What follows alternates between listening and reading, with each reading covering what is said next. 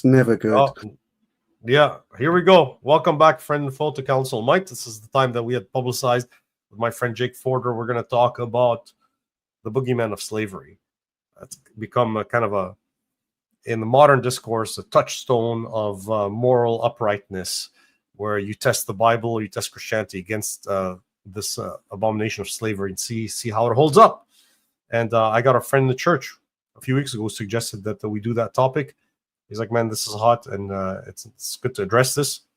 And I was on Lubna's channel, and she had Jake on for a special exclusive where he talked about his knowledge of this issue. So I think a couple of weeks ago, I was on the live stream. I was invited by Mr. and Mrs. Friendly Ex-Muslim, Abdullah Samir, to talk. And then at the end, there was an audience Q&A, and one person asked me about the transatlantic slave trade. And I remember that Jake has studied that. So I've asked him to come on Council Might and discuss it. And I'm really glad that he's with us. So Jake, I'll hand it over to you. If you kind of tell us, first of all, thank you for coming on Council Might. It's great to have you. And if you can tell us like your credentials a little bit, what you've studied, and then, feel free to fire off from there and give us like a history of what you've studied as far as what you know about slavery. Thank you very much. Well, a lovely introduction. Thank you for inviting me on. It's a pleasure to be here. Absolutely delighted to come on and be able to talk about religion in a way that isn't a polemic and isn't trying to score points off one another, trying to learn things. It will make a nice change.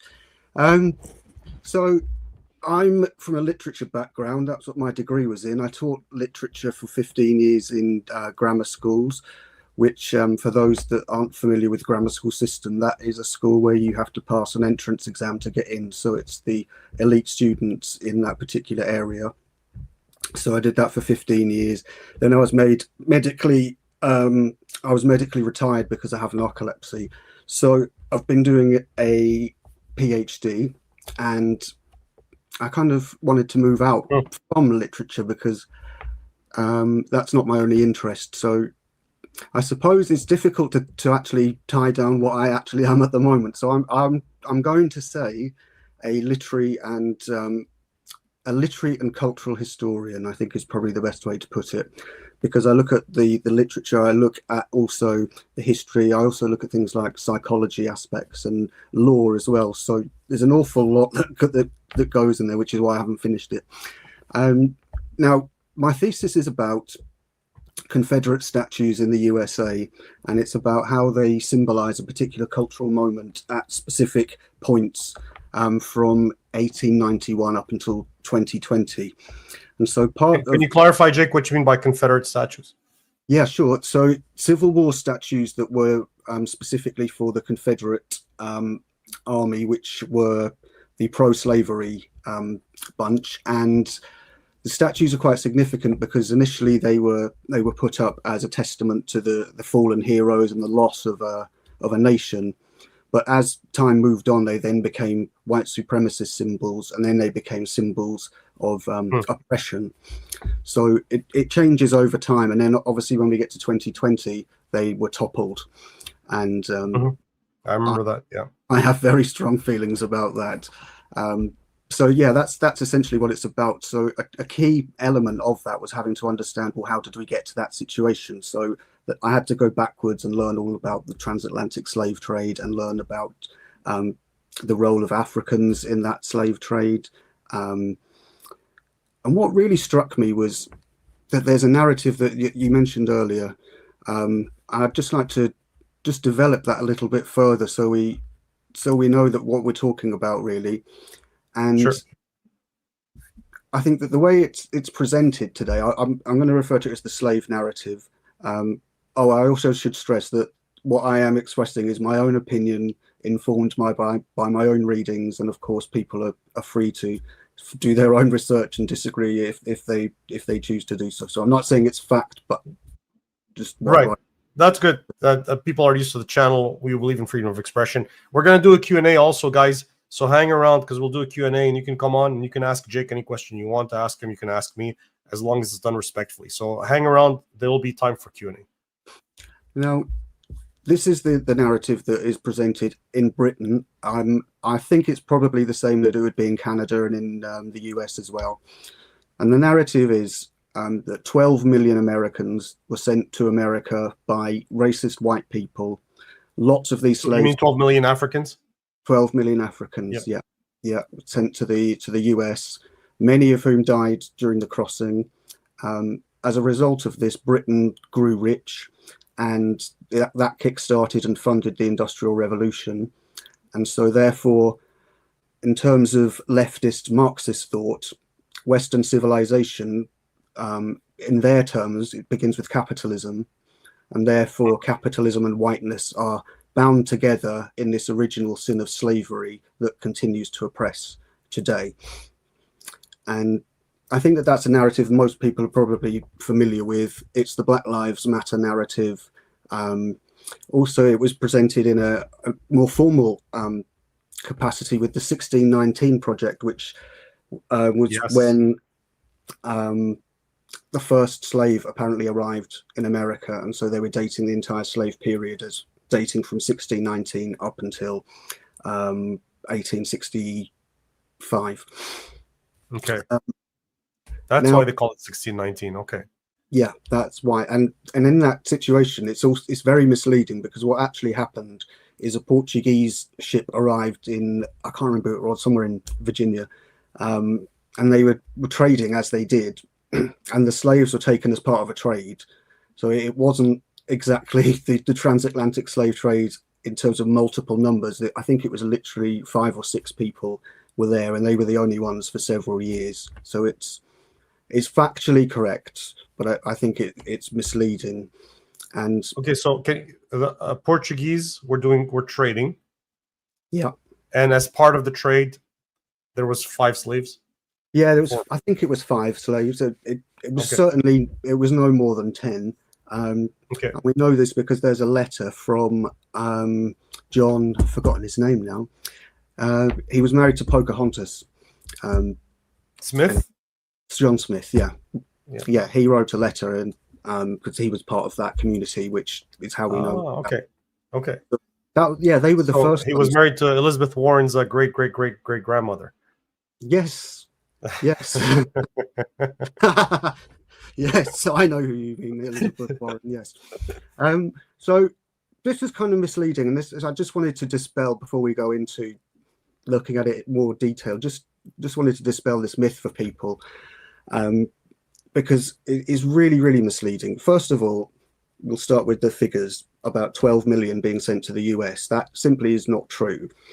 In total, during the entire period of the transatlantic slavery, it was actually 300,000 African slaves arrived in the US. The majority of the slaves went to Brazil or to the Caribbean, and we very rarely ever hear about the Brazilian aspect.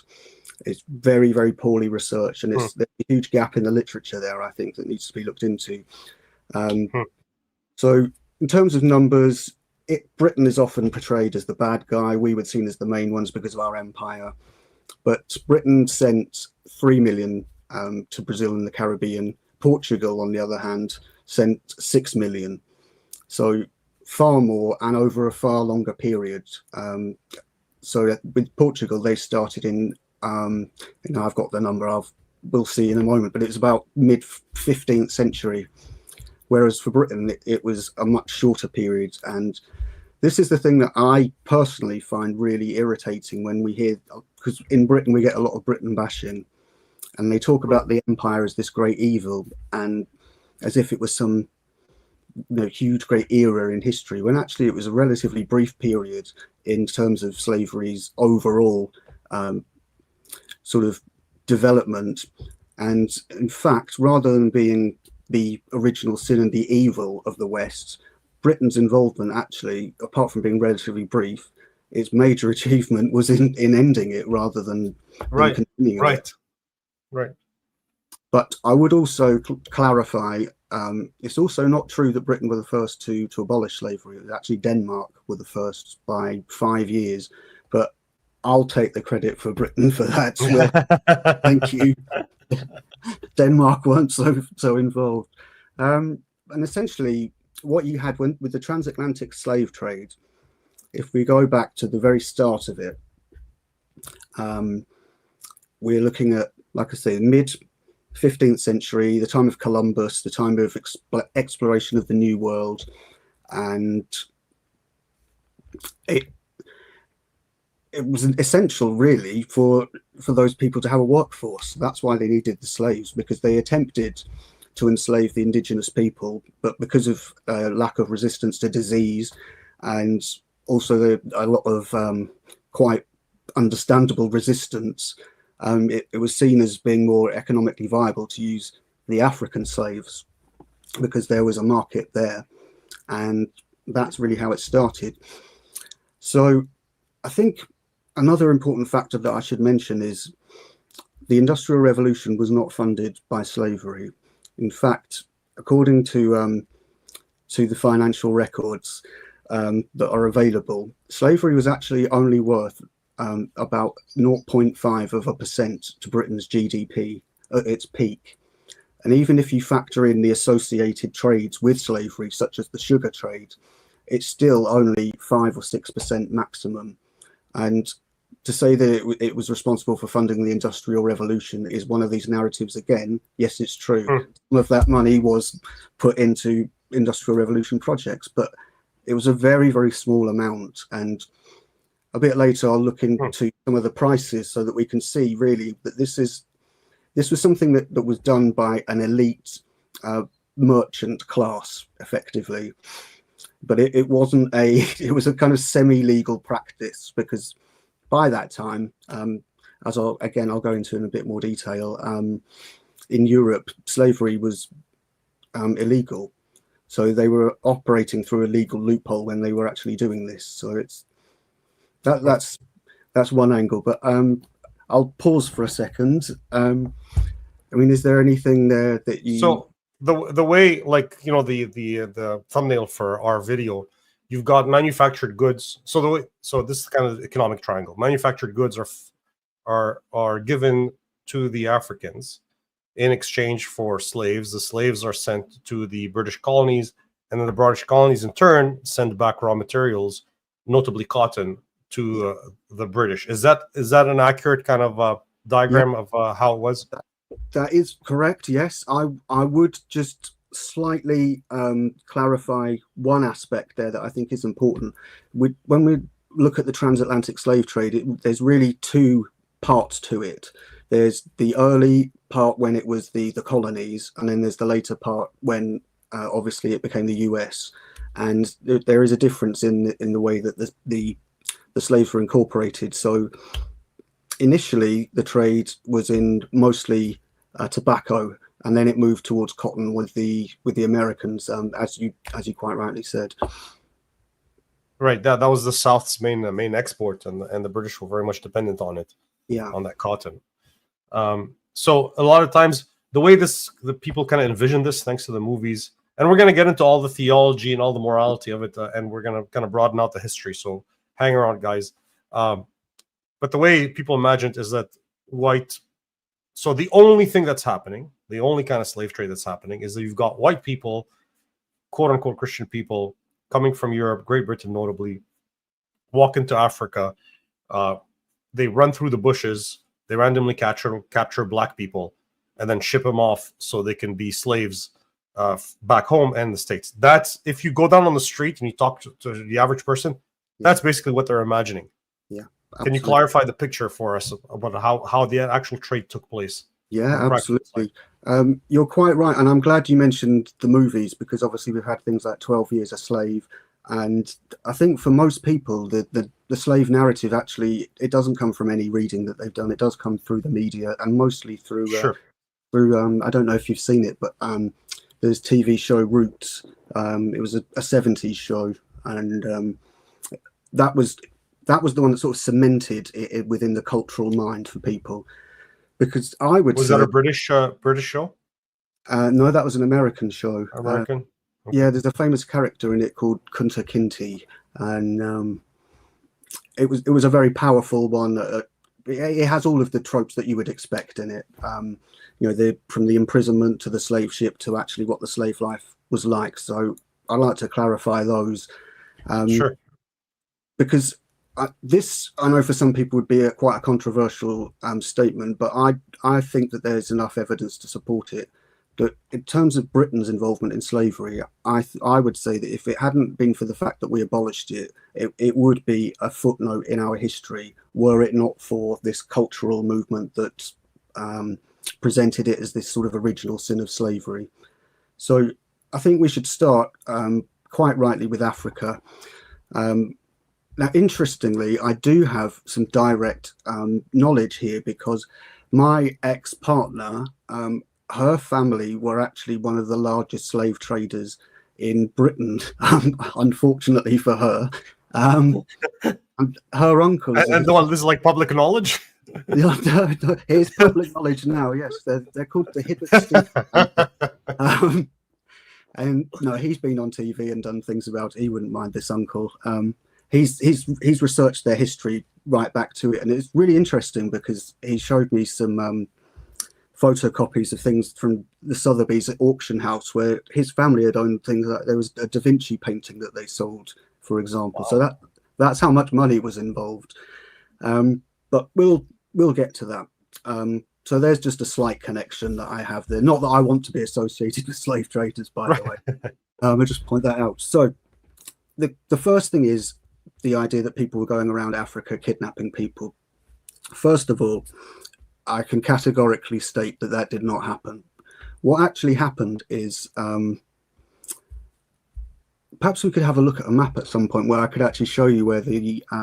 I can share my screen. Yeah. I could easily share my screen. What do you want to type in? If we could just have a look at Africa, really.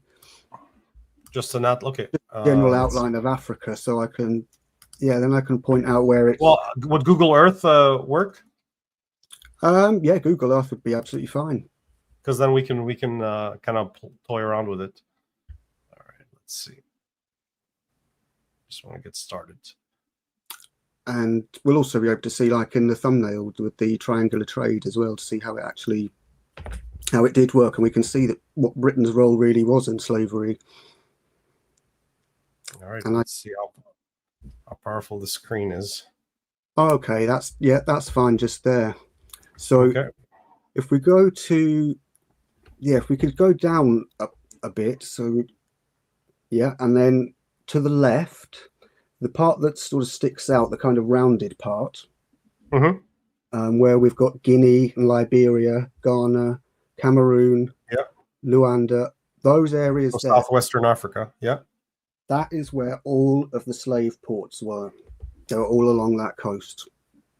Okay. And Britain's area that I say we, I don't mean me personally, but Britain was in charge from where Benin, Nigeria, Cameroon, and not Congo, that was Belgium. So that kind of, that sort of area. The Belgian Congo, there's Benin, Yeah, and then to the left where we've got Guinea, that was the Dutch part. And then whilst we're here, we can see just where you've got the cursor there, a change in the terrain, which is very important. Yes, so here it's green, and then northward it's the Saharan desert. Yeah.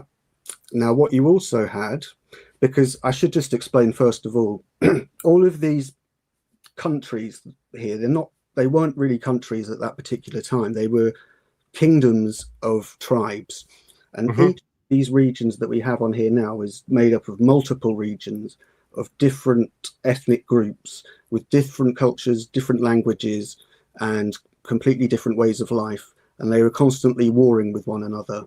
And they had a system of slavery which was based upon two aspects, really, which is common throughout history. One is war captives, and second is debt bondage. And now this bit is quite important because we'll come back to the transatlantic slave trade now that we know where that took place. What we also had from these countries is they would take people from more inland, more towards the Saharan desert, and then they would march them across the desert. So who's taking them? So this would be warlords in these African nations, such as interwarring Africans. Yeah, interwarring Africans. And this is something that had been going on for centuries, since as far back as mankind has existed there. Sure. And these were slave nations, and I'll elaborate on that a bit later on. But we can see there that it's quite a treacherous trek to take these people all that way. So they would take them from Ghana, Togo, Benin, these areas, and then they would march them in these long sort of caravans from where the green area is right up until we get to further up than there. We've got Morocco and Tunisia. Oh, all the way like that. All the way up there. Yeah. Really? That's how far they took them. Yeah. Through the desert. Through the desert. Yeah. And they had also within the desert, they had slave camps too, where there were salt mines and gold mines. So that's what the slaves there were used for. And there was a constant supply because there was constant war. Death. Yeah. Yeah, and death. And you can see that is quite an enormous distance. And that's of course. It's worth actually, if we could just go up towards Morocco, it's worth mentioning a parallel trade that was occurring, because you have the African slaves being transported across the Sahara, but then in North Africa, you've got, as we can see, we've got Morocco, Tunisia, and Libya. This area is known as the Barbary Coast. Correct. And these were pirates. They were raiders who would travel around the Mediterranean. They would travel around Spain and France, even up to England, and even in Scandinavia. So now, which year? What years are we at here, Jake? That we're discussing. Okay. Oh, sorry, I got a bit ahead there. Yeah. So that's all right. The Barbary trade. This is around the same time as when Portugal started the trade. So about 15th century, right up until really the late 19th century. Yeah. So we're talking about Arab Muslims. We are. Right. Yeah. This is the first instance that we're talking about. And there's a second one that we'll also look at in a moment. So these green areas that we've got on the map there, this is where the Barbary pirates came from. And most of their trade was around the Mediterranean. As you could see, they would travel around as pirates do. They would take over ships and kidnap people. But that wasn't their main source of slavery. Their main source was they would directly attack towns on the coast. And there are reports of entire villages that were rounded up and taken off and never seen again. Now, what is interesting here, and I'm sure we'll go into this in more detail, is, as you rightly said, these are Islamic slaves. And the way that they were treated is very, very different. So they weren't, for example, just salt miners or gold miners. The males were generally castrated, and they were either put into domestic service, or they could become in some cases, they could become members of the armed forces or something along those lines. And the women were, well, we can guess what probably happened to them. Yes. And there were large harems and that sort of thing that took place. Yeah, so here to mention, there's a text in the Quran, I think in Surah 4, where Muhammad basically legalizes women, even married women, that were captured as captives, as war booty. There's no limit on how many of those you can have. It's called Mulk al-Yamin. How many? He basically says as many as your right hand possesses. Now that's something that Zach has mentioned before. Our friend Zach. Yes. He was saying that the way that people interpret that is wrong, and that it actually says that war captives are supposed to be looked after, not mistreated. That'd be an interesting place to go, because there is a passage in Deuteronomy that talks about female war captives, and it's a really neat comparison to see how the God of the Bible deals with that and how the God of the Quran deals with that. That would be good. I look forward to that. Yeah. Now, just if we could go just a bit further to the right towards Egypt. All right. Now, here's an area of the world I'm sure you're very familiar with. Yeah. Now we've got here something that is very rarely mentioned. At the bottom, we've got the countries Eritrea, Sudan, Yemen, Ethiopia, Somalia. Now these countries were also in trade with the Arabs, and Hmm. they would transport theirs up across the Sahara and into Egypt. Okay, Um, so like this northwest and north. Okay, yeah. Now, north. one of the things about Africa is that, unlike Europe, the development of technology in the sub-Saharan area was considerably behind the Western aspects. So they didn't have ships, for example. So I'm sure that once the Muslims took over that trade, that they then used the ships to transport them across the Nile, as we can see, or sorry, the Red Sea, as we can see Hmm. there. From places like Djibouti, that would be a perfect place to have slaves. And there were hundreds of thousands of millions were transported from East Africa, countries like Sudan and Eritrea, Yeah. into the Islamic Empire, and were sold just exactly as they were in the Barbary trade. So we've actually, within Africa, we've got three different systems, all of which were in operation Interesting. from since, I don't know, let's say 6000 BC. We'll go that far back with Okay. mankind. So to summarize, southwestern Africa, interwarring tribes would, cross capture each other, march Yeah, them off into the Saharan desert where they would labor in salt mines and gold mines. That's yeah, one, right? And then northern Africa, the Barbary pirates would yeah. raid coastal towns and then sell off slaves to They would sell them to anyone who would buy them. Really, anybody who would buy the. yeah, I don't think they were fussy. I think I know a lot of them went towards, because it was all the caliphate at that time, wasn't it? So it would Right. be within that area. So down there, here, like black Africans. Up here, Arab Muslims control that, do this, and down here, Arab Muslims also capturing African slaves and either marching them or sailing them up north. Absolutely, yeah. Okay, those are the three centers. Got it. Now they would also take slaves from the Balkans. So if we go up Yes, a little bit, which is where the word slave actually comes from. Correct. yes, correct, yeah. It's According to my completely forgotten. yeah, I believe that the Greek word is sklavos, the Latin is slavus, and that Hmm. meant that was used to describe slave, I believe. But Right. I haven't studied either language, so I couldn't confirm Yeah. that. So I can't speak him, but I've done the etymological research, and based on my studies, my studies at least confirmed that it is the same word. It's Yeah, Slav. We still talk about the Slavic people and the Slavic language, yeah, and so it actually comes. Slav is not the word slave. If you want to talk about the inherent racial connotation, is white people who are being taken as slaves yeah, by Muslims, yes, absolutely, which would absolutely. be news to like 99% of the people who think they know their issue. Well, I mean, just to illustrate that they don't know their history, then if they did, they would know that people from Greece and Bulgaria didn't used to have black hair, for example. Um, That's I mean, right. the Greeks were blonde and blue-eyed. It's That's right. That's often forgotten. The ancient Greco-Roman Empire, yeah, and this is in line with the Bible's prophecies about Japheth, also basically expanding.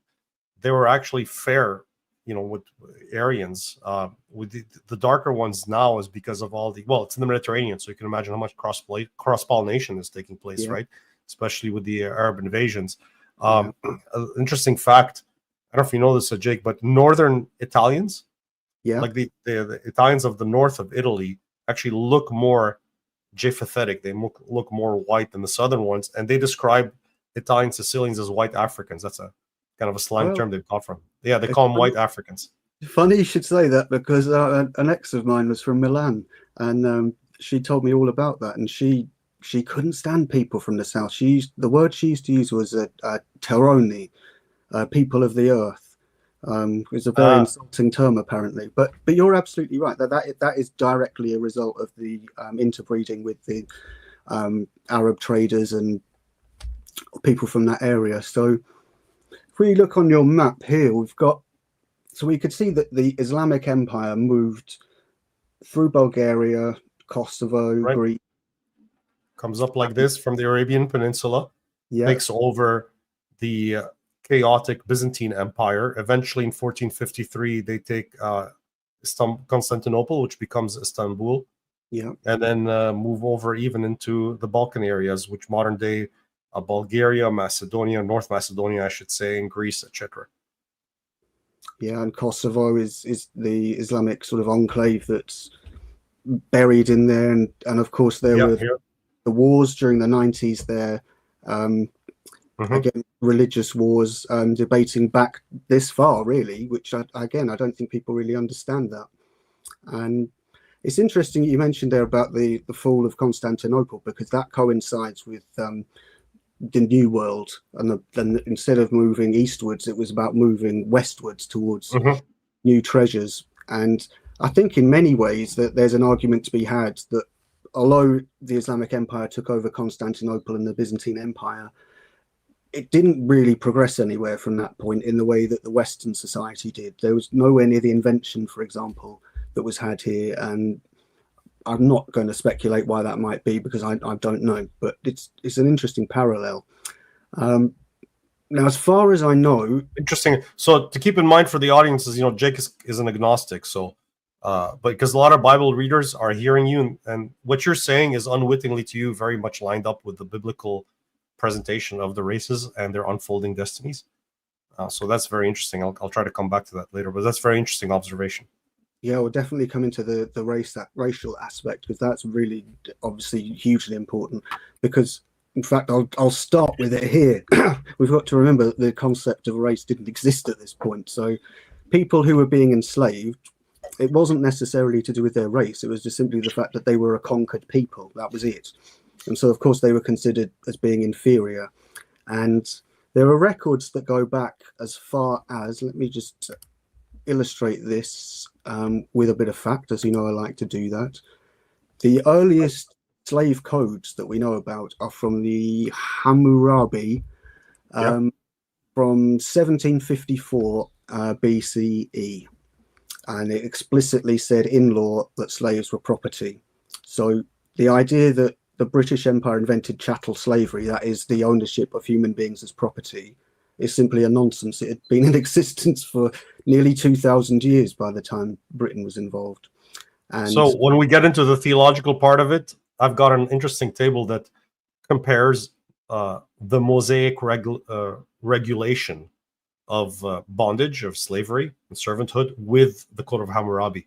There's some real interesting contrasts there. Oh, good. I look forward to that.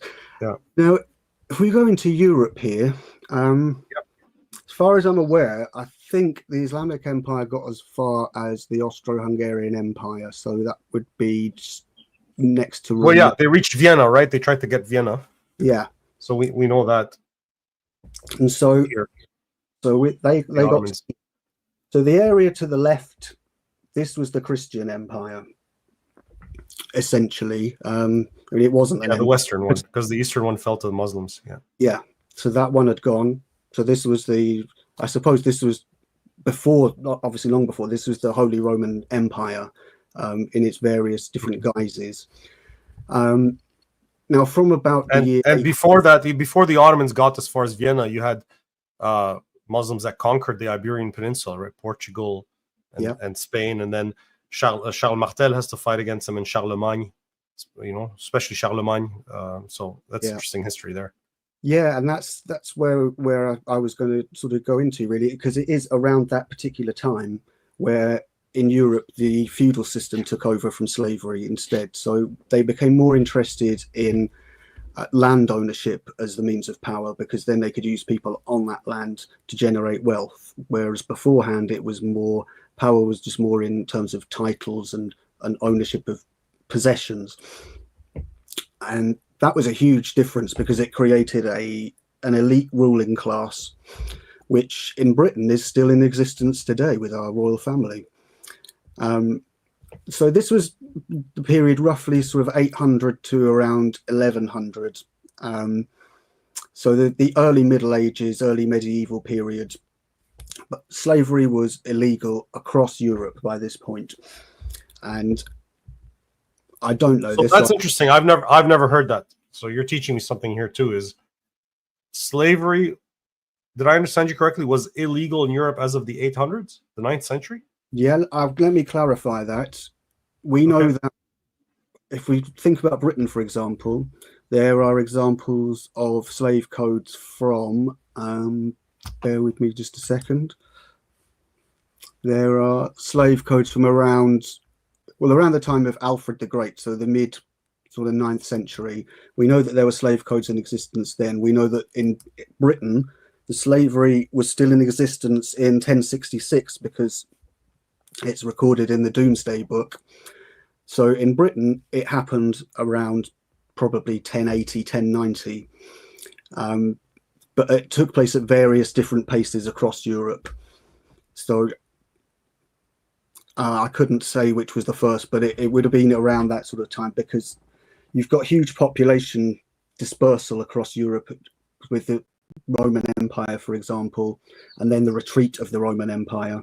And you then had people from Britain being invaded from the Netherlands, from Germany, from Denmark, from Norway, with the Vikings, the Anglo-Saxons and the Jutes. And you had all sorts of interesting sort of changes happening there, particularly theologically. And I thought I'd mention an anecdote here that kind of summarizes this time period. It's not far from here, I'd say about 3 miles away.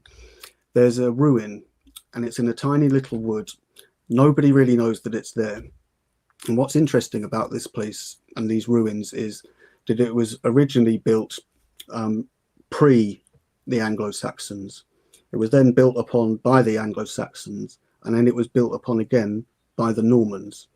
And so it's like a sort of palimpsest of these different theological beliefs that took place as they went from paganism to Christian, and that's reflected in the architecture. So for those who don't know, a palimpsest is a manuscript that's been written over multiple times. Yeah, sorry about that. I forgot that word. No, it's fine. It's just to clarify. Okay, so I'm really surprised that I wasn't aware that slavery had become illegal in Europe. So can you give us like a century? That's a good place to throw my dart at, to say by the century slavery was illegal in Western Europe. Is there a century that you would a century where it's definite? I would say in Britain it was the 11th century. In Britain, the slavery was abolished under William the Conqueror, for sure. Really? But so then what about the abolitionist movement in Britain in the 19th century? What was that about then? Well, that's what I discovered, because I thought it must have been legal, but it wasn't. It was a loophole. What they actually were doing was they weren't owning slaves. They were selling property. So they were chattels. They were considered as being trade goods rather than people.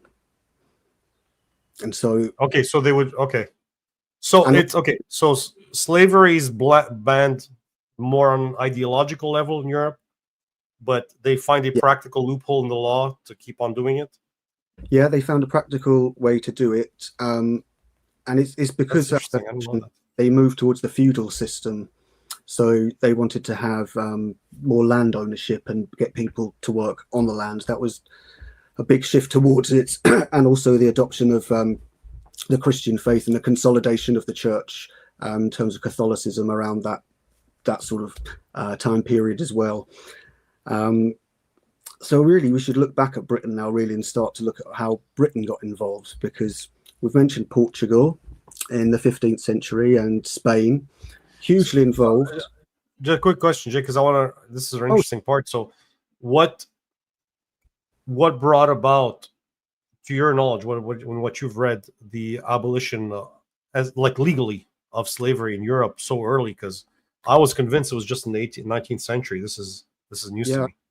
I think it was the moral aspect of it, that Britain was seen as being the shining example of the world sort of state-of-the-art empire, and it was incompatible with the values of that empire, of the Christian. But this is 19th century. You know what made it illegal in Europe by the 11th century? I think it was just the fact that they had the feudal system. They didn't need to actually own the people, because they would lease the land to them and take their product as well. They realized they could get more from it. Okay, so practically it's still in effect, but at least you get to say that ideologically I've banned it. Exactly. But the one that bans it practically is Denmark and then Great Britain. Yeah. Denmark was Britain was the second. So the whole time the transatlantic slave trade is going on, as far as Britain is concerned, slavery was illegal. There were no slaves in Britain. Nobody kept slaves here. Slaves didn't set. That's right. That's often not noted. Yes. Yeah. And if we have look at that trade now, I mentioned before, is Portugal were the first, and Spain, and then Denmark took over. Sorry, not Denmark. Holland took over. The Dutch took over which they called the spice trade with the Caribbean, and they had. Well, we saw the map before where they were operating, and around about 1600-ish is when Britain started to get involved, because Britain was quite a small power at this point. Excuse me. So Britain was a small island nation, constantly at war with France, and it was nowhere near becoming the imperial power that it became later on. And what happened essentially is they discovered the New World, and they discovered that there was a lot of trade in the New World, and they could make money from this new product called tobacco that they discovered. And what Britain essentially did was we used the might of our navy to go in and defeat the Portuguese and the Dutch and take over all of the coastline that we looked at earlier, which was covered with slave forts, these huge fortified castle-like buildings. And so which area now? So now we're back to Africa, and back to sort of Ghana area. Benin was the main place where it happened. So in terms of Britain, we've got Senegal and Guinea. That was Dutch, and then Britain was Ghana, Togo, Benin, Nigeria, Cameroon, that area there. And we defeated the Portuguese that were here. We took over all of these forts, because what was happening by this point was Europeans needed workforce for the Americas. There was a workforce here. The Portuguese knew there was a workforce here because they were trading with the Africans, trading things like copper that was used as a currency in Africa, and I can't remember what they're called, but there was a particular shell that they used as a currency as well. And there was a ready supply of slaves here. And Britain took over that aspect. And as I mentioned before, the slaves were captured from various tribes. Then they would be marched towards the coast. So not across the Sahara. Now they're taken directly to the coast. And all of the trading ports had a heavily guarded slave port, and the Europeans would sail down. They would have various goods with them, so they'd sail to a place to see. I can imagine sailing into one of those places. I can't. What a difficult sight that would be. Yeah, I mean, some of them still exist. If you wanted to have a look at what one looked like, there's certainly ones in, I think it's Benin. There's still one, a slave fort. These huge they're always sort of whitish coloured buildings. They're very, very frightening looking places. But the Europeans very rarely went any further than that. They didn't set foot into Africa because they were terrified of all the different diseases that were in place there. And conversely, the slaves were terrified of the ships because they believed that the Europeans were cannibals, because once these people were put on the ships, they were never seen again. So they assumed they must really. Yeah. So they're projecting African cannibalism onto the white sailors. Absolutely, yeah, absolutely. In the places where that was practiced, and this slavery and this expansion within Africa did cause a population shift as well. I mean, the people who are from Ghana and from Nigeria went further south beyond Congo and effectively committed genocide against tribes like the Pygmy tribes that were there. So a lot of the black Africans in places like Zambia, Angola, that sort of area, they're originally from the Slave Coast area. Yeah. And later the Europeans, which is why the Dutch and the British moved into South Africa. Right. Right. So we have Interesting. all of these different places here where we've got widespread slavery, to the extent that records show that places like Benin, the GDP was dependent on this slavery. It was worth about 40% of their economy. It was absolutely essential.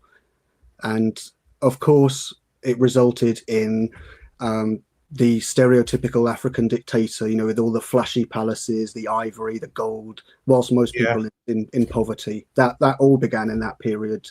And as we know, it still goes Sounds into, like today, though. yeah, people like Mugabe are the exact descendants of that. Now, here we need to move away from Africa slightly, because there's a massive part of this story that isn't mentioned. So if we could go up to England again. All right. So England has managed to secure these trade routes in Africa, but initially they weren't interested in Africans. When we first set up the 13 colonies, we only sent slaves from Britain or Ireland, predominantly from Ireland, because there was massive clearances. When Cromwell moved in, he essentially booted the Irish off the land. When you say you sent them off from Britain or Ireland, okay, got you. Okay, got it. So, i.e., anything that's not Ireland is Britain? Is that how you're using your term? Yeah, okay, yeah. I mean, at that time it was even more complicated, but right. When I say Britain, essentially I mean England. So okay, gotcha. Really, yeah. So the people that we used for the labour were essentially undesirables, convicts, for example, people that were kidnapped off the street, which was called being spirited away. A term that's that's where it comes from. Yeah, the spirits would drag them off the street and force them onto slave ships. But isn't that also what they did with Australia? They sent those guys to Australia? Absolutely, yeah. This is what laid the foundations for what happened in Australia. Yeah. Okay. So there was another class of people that don't get anywhere near the attention that they should, and I really would like to promote this idea further. It's absolutely not, as it is frequently considered, to be a white supremacist conspiracy theory. There is absolute proof to show that this is not the case. There was a system called indentured servitude. And indentured servitude essentially is an agreement, a legal agreement, where you offer your labour for a fixed period of years and then you receive your freedom. Sounds like a good deal. Doesn't sound so bad, really. Right. 7-year contract, you work, then you get to have, I think it was 50 acres of land they were promised. It's pretty motivating, yeah. And you work motivated, yeah. Exactly. But that doesn't really tell the whole story, though, because these people were extremely cheap to buy because they were prisoners. They were criminals. No one wanted them. So you could treat them however you liked. And you didn't really want them getting out into society, so you tended to keep them under quite harsh conditions. They didn't like it, obviously, so they would want to rebel. And of course, they picked up diseases in the new continent. So this new work supply. So we're in the States now? We're in the USA now? What would become the USA? Okay, all right. But at this time, this is the 13 colonies that we're operating under now. Okay. And so you had a lot of people would travel over as indentured servants from Britain to the colonies, which are from, I can see you've got it just there, yeah, from Maine up the top there, and just down to South Carolina. So that sort of east coast, they were the 13 colonies of that particular time. And mostly the trade was focused around the Virginia area, right in the middle there. So that's where the tobacco plantations were at their peak.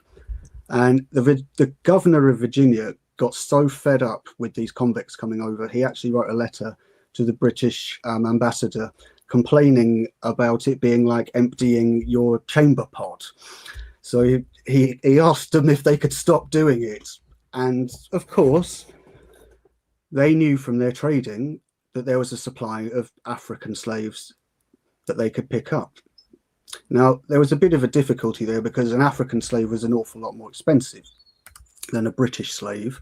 And also, the other crucial difference with an African slave was that they weren't fixed period. They were for life. Ah, So okay, okay. that's Yeah. the crucial difference. And this is where people on the left they like to go into the semantics, but get their history wrong, because there isn't really any distinction between indentured servitude and slavery, except for, and it is crucial, except for the fixed period aspect. But what they forget is that unfortunately, because these people were seen as expendable, 60% of them died before seeing out their contract. So if you were an indentured servant, it was pretty much a death sentence, particularly if you were sent a little bit further down to Jamaica and the sugar plantations. Yeah, that's brutal there. Yeah. So you're saying that those are effectively white slaves Yeah. that we just pass over.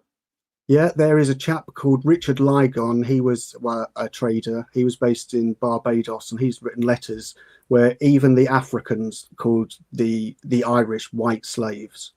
And they were taken, the majority of slaves, that, as we mentioned earlier, they weren't sent to America by Britain at all, as we could just see. In fact, there were no African slaves in any great number until after about 1700, really. But this area here where we've got Jamaica and where's Haiti, that was the huge French slave plantation nation. I mean, these places were brutal, these islands. They were, yeah, we can see British Virgin Islands, Antigua, all of those places. Jamaica there was the main one.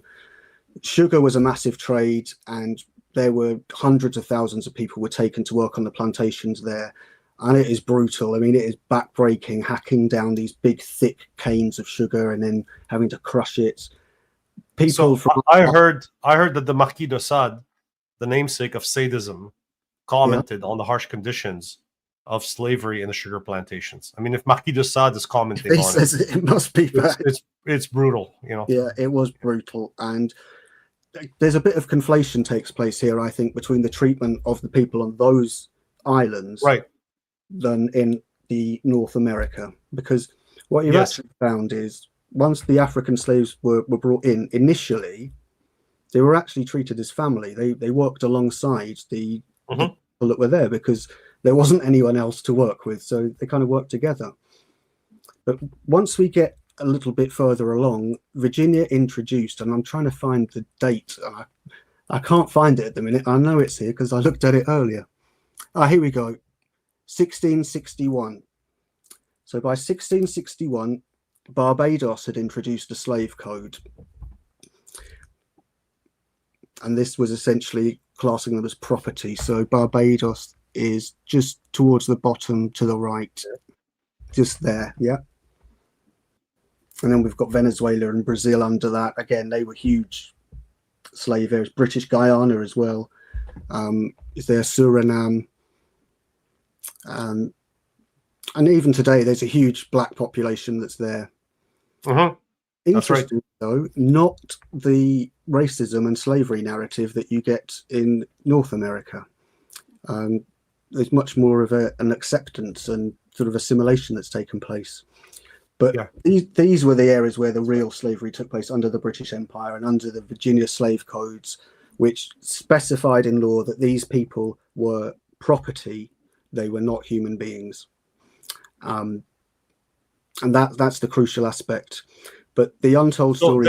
Was there like the explicit addition of not human beings? Yes, there was. Or just property? No, you're quite right to mention that. Yes, there was. There's this very famous case called Dred Scott, which is where is it now? This much later. It's 18. Dred Scott's 19th century, and that specifically mentions in it. I'm trying to look for it because I've got the exact wording, but yeah, Dred Scott essentially says that they are not to be considered human. They're not equivalent of human. Yeah. Let me look it up actually, because I'd prefer to have the correct wording than paraphrase. So Dred Scott is... And guys, we're gonna do a Q&A. We'll open up a Q&A so you get to ask Jake any questions you want. But it's really, really interesting. I'm getting an education here. So it's 1857, and essentially the court ruled that, where is it? I just saw it on there. Ah, here we are. It ruled that African Americans were not and could never be citizens of the United States. That's what was crucial about it. Okay, but did it say not human beings? There is another one where it specifically mentions blood. It's called the one drop rule, but I can't remember the exact wording in it. But it is, yes, it essentially it dehumanizes African Americans. Okay. It makes a clear distinction between them. Okay, gotcha. And again, I mentioned earlier, racism didn't even exist. And in fact, which is quite, I find this quite amusing, really. The racial science that is used today when they talk about racism didn't exist until about 1870, 1880, which was long after slavery had actually been abolished. So it was never about race. It was about availability, and it was about getting the best worker for the price, really. It was economical. Right, right. And so we're at the peak of the transatlantic slave trade at this point, and you have the triangular map that you had on the thumbnail, and we could see there quite clearly how that works. The goods would go from Liverpool or Bristol straight to Africa, then across to the Caribbean or North America, and then they'd pick up the goods from there and take them back to Liverpool. Now, just bear with me a second, because I thought it was quite interesting looking at how much this actually cost in today's money. So I got the map. Let me show it here. Also, here you go, guys. Of course, I can't find it at the moment. Oh, it's here. Here we go. I can answer your question from earlier. Okay. Sorry, I knew I had this written down about why it ended in Europe. Factors that contributed to it were legal reforms that moved away from slavery and incorporated structured systems of serfdom, which, like I mentioned before, but Christian church was influential, advocating for more humane treatment of people, including slaves, and labor systems of feudalism were more compatible with the economy. So not really anything different from what I mentioned before. Okay. So how much did these slaves cost? Well, if you wanted to buy an indentured servant, it would cost you about £10 to £15 in 1650, which is worth about £2,000 today. And it's worth considering that £10 was probably about the annual salary that somebody would work for then. So a slave was expensive. Wait, you're in Britain. You said £2,000? Yeah, about £2,000 in money, the equivalent of £2,000 today. But in terms of spending, it's probably more like about £30,000 today. Forgive me. So 2,000 British pounds for the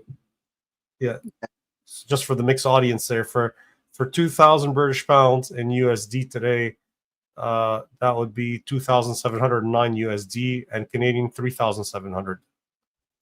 So that's what it would actually cost. But in terms of I thought it cost more than that. Oh, they did. In terms of real spending, £10 was the average salary of a worker in Britain at that time. So today's average salary is probably £30,000. So okay, yes, all right, that makes more sense. Okay. That's for one. That's for one indentured servant. An African slave would cost far more than that, at various different prices. So initially, they were about £20 at this period, the early 1600s. But after 100 years, they'd risen to £50, £100, depending on what people were willing to pay and what level of skill the slave actually had, because that was hugely important too. So one person essentially had to have an entire year's salary just to buy one slave. That's without buying land abroad. That's without the shipping cost. That's without having the goods to trade. That's without having the workforce. Right, and the sustenance to keep them. Exactly. Yeah. So you're talking about a multi-million-pound venture here, really, and that's why only a few people could afford to do it. Then they were the wealthy merchants who became mega wealthy because of this. But it wasn't spread throughout the British Empire. It was held within a tiny portion of people, and the same in the US as well. It was the same portion of people. And it's also Right, because you get this impression from you listen to movies and the media that you walk around and everybody's got their slave following them. That's kind of the impression you get. It's just ubiquitous. Exactly. Whereas we're told constantly in Britain that slavery this, slavery that, and we're talking about a handful of people that lived in London, Liverpool, and Bristol. That's it. The rest of the country didn't even know any of this was happening. Completely. The rest of the country probably felt like servants themselves. Yes, exactly, and they were in many ways. Yeah. Certainly around here, there were lots of battles against the Normans, and lots of rebellions against kings started around here too. But we won't go into that one. Yeah. So the prices escalated, and once after the American War of Independence, the prices increased even further because Britain was reluctant to want to trade with the US by then. So they left them to it and pushed the prices up as you would if you're in competition in that sort of a way. So it wasn't cheap at all. And the other thing that you see in the movies and the TV shows is that these huge plantations with these massive armies of slaves, that just didn't happen. Yeah, there were places like it. A famous one would be George Washington, who had slaves. Most of the early American presidents had slaves because they could afford to have these. Yeah, Abraham Lincoln still had them even after the emancipation. Exactly. And then families such as the Washingtons, the Lees as well, not only did they have these plantations, it was because of the accumulation of wealth over time. Because one of the evils of the transatlantic slave trade, in terms of the American laws, there's an important distinction here. The bondage was not only for life, but it was also for the children.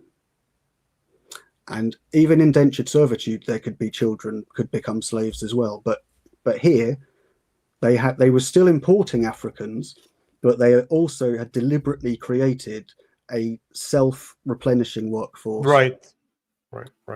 And I don't know if that's still the case. My information is a couple of years old, but in Italy, and I don't know if that's the case in the rest of Europe, but a mortgage is generational. So the mortgage debt is passed on to the children. Yeah, I believe that is the case. In fact, I'm not sure if it might be the case in Britain as well. There certainly are debts you can inherit after death. And a lot of the I didn't mention earlier, a lot of the indentured servants, they would have been debtors as well. And it's worth looking. Your kids keep on working to pay. Yeah, of course. It's worth looking at some of the crimes that you could be. What was the term they used when you were sent abroad? I've forgotten. Not exiled. There's a term they used. They used it for the Australians. But anyway, Was it some of the crimes you mentioned earlier? Spirited away? No, it's not spirited away. There is a term. It will come to me probably at 5 o'clock in the morning. Yeah, that's it. You could be executed in Britain at that time for stealing a loaf of bread, or for another one that I saw that made me laugh was having a blackened face on the King's Highway was a capital offence. And so instead of getting hanged, a lot of people said, yes, I'll go to America and do 7 years. That sounds like fun. I'd much rather do that. But they didn't realise what they were letting themselves in for. Now, with the triangular trade that we've got here, this then shifts slightly once the US is formed, because the US then starts to expand westwards away from the 13 colonies, and you got shifts in trade, as you mentioned earlier, towards cotton, and that trade would be, they would grow the cotton in the south. It was then sent up towards the north, where it would be processed and then it would be shipped over to England, and we would sell it to Europe. And at that time, I think Portugal were making inroads in India, but we beat them to it and we took over that instead and turned our back on this trade, because why would we do that when it's much easier to go to India? It was much easier to get the goods across. We didn't need to rely on a slave workforce. It just made far more sense to trade there and get a foothold in Asia that allowed the empire to then spread further east towards China in the 19th century. So that's really how they acquired their wealth. It was India, not the slave trade. Right. And the other thing that gets forgotten here is in the 19th century, and I'm sure you know a lot about this with the Christian missionaries, we also had the scramble for Africa, where the European nations moved into Africa to exploit it for its resources, such as the diamonds, the gold, the rubber. And there were brutal regimes, particularly in the Congo from the Belgians, where they would chop people's arms off for very minor offences. It was absolutely hideous, and very famously written about in Conrad's Heart of Darkness, which formed the basis for Apocalypse Now. Really, I started reading that book years ago, but I think I was too young to really appreciate the impact, so I couldn't finish it. It wasn't even his native tongue. No, Joseph Conrad was Polish, yeah. Polish spy, I believe, as well. Yeah. I agree. Wrote like that. I agree. I read it as an undergraduate, and I didn't appreciate it at the time. It's you can't really understand the meaning of the words, the horror, until you've had more life experience, I think. Yes, I read a whole bunch of big books like this that were beyond my age. I just like Émile Zola's J'accuse, Germinal. There's The Human Condition. I read them all as teenagers. It was like Hadrian. I read a book on Hadrian. I mean, some things are with me in my memory, but I'll read them with very different eyes now. I have to say I was very lucky as a child, because we have a book printers in our town, and sometimes these books sort of, make their way out of the door into people's homes. So I had actually quite a good library as a child. It was that's cool. Stood me in good stead, cool. I think. I would love to own one of those like British kind of like Victorian era libraries, opulent, with the staircases and the wood and the mahogany. Oh my goodness! Yeah. You've got to have the staircase. A huge fireplace. Yeah, you got to have the. Oh yeah. Yeah. Unfortunately, though, I lost all my books. My partner ended up with them, so never mind. Who needs them? It's all up here, and you can get them. It's all there. They're all online. So transatlantic slave trade. Then, once Britain moved in towards India, the slave trade was, as we mentioned before, people saw it as outdated, barbaric, un-British, and there was a large Christian movement around that, with Wilberforce in particular being behind the abolition of slavery. And it wasn't just the abolition of slavery, it was also the policing of this afterwards that I think is worthy of note, because Denmark got there first by 5 years, but we won't mention that bit. Britain was the first empire ever, as far as I'm aware, to abolish slavery as a system of labour. And that's quite a profound moment in Western history, I think. And it's not given enough credit in its own country, unfortunately, where they'd rather throw statues of slave traders in the sea than they would think about what actually really happened. Because the other thing that's forgotten about is a lot of these people, like Colston, who's the one who they famously threw his statue in the harbour, they were often philanthropists. They would invest in entire towns, building hospitals and schools, and that's why there are statues of them around in Britain today.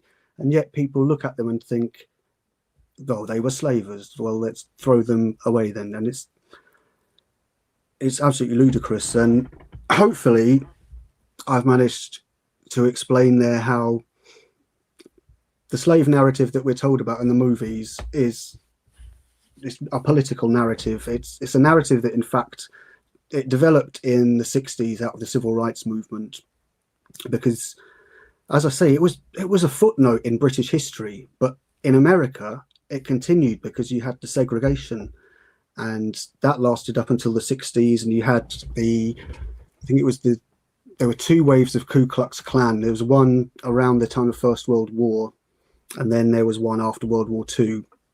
Was there no segregation in Britain? No, never been segregation in Britain. Really? No, That's interesting.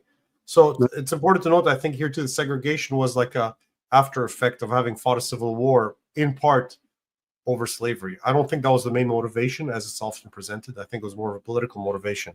It was, and it was essentially they didn't know what to do with the population. They were terrified that they would run amok everywhere, and that was the action that they thought would solve it. Obviously, it's still causing problems today, but no, in Britain we never had that, and it's worth mentioning really that from the time of the Normans, from 1066, Britain's population was settled up until the 1960s.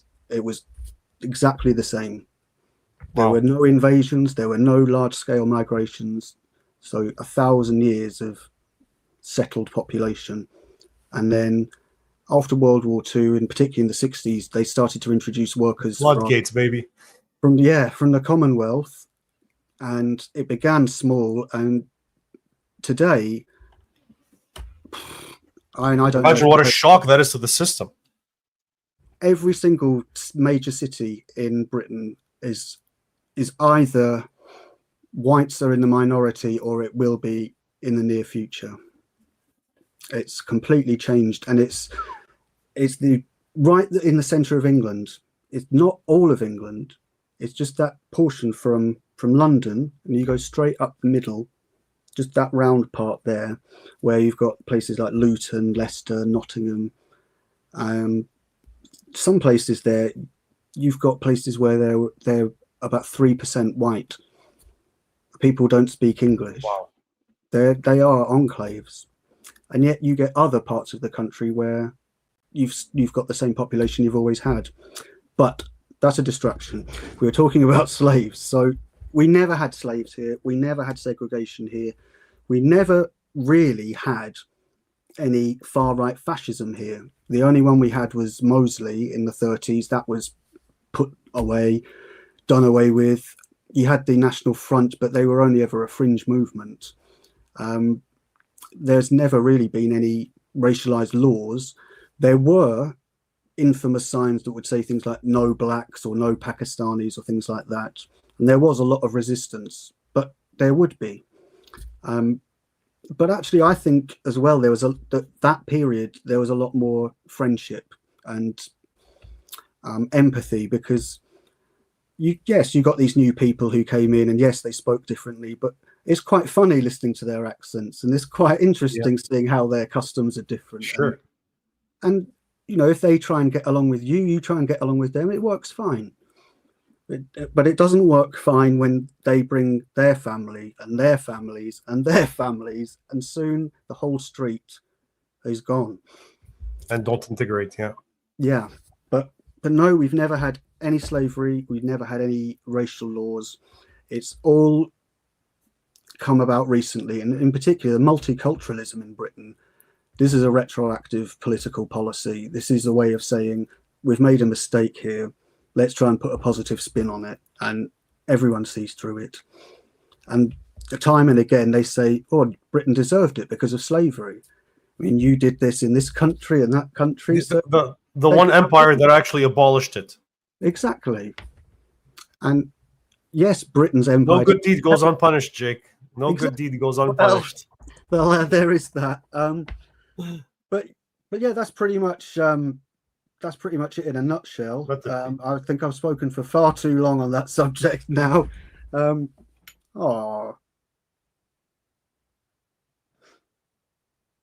She hurt her hand. That's cool. She needs a little TLC, guys. 1 second. I understand.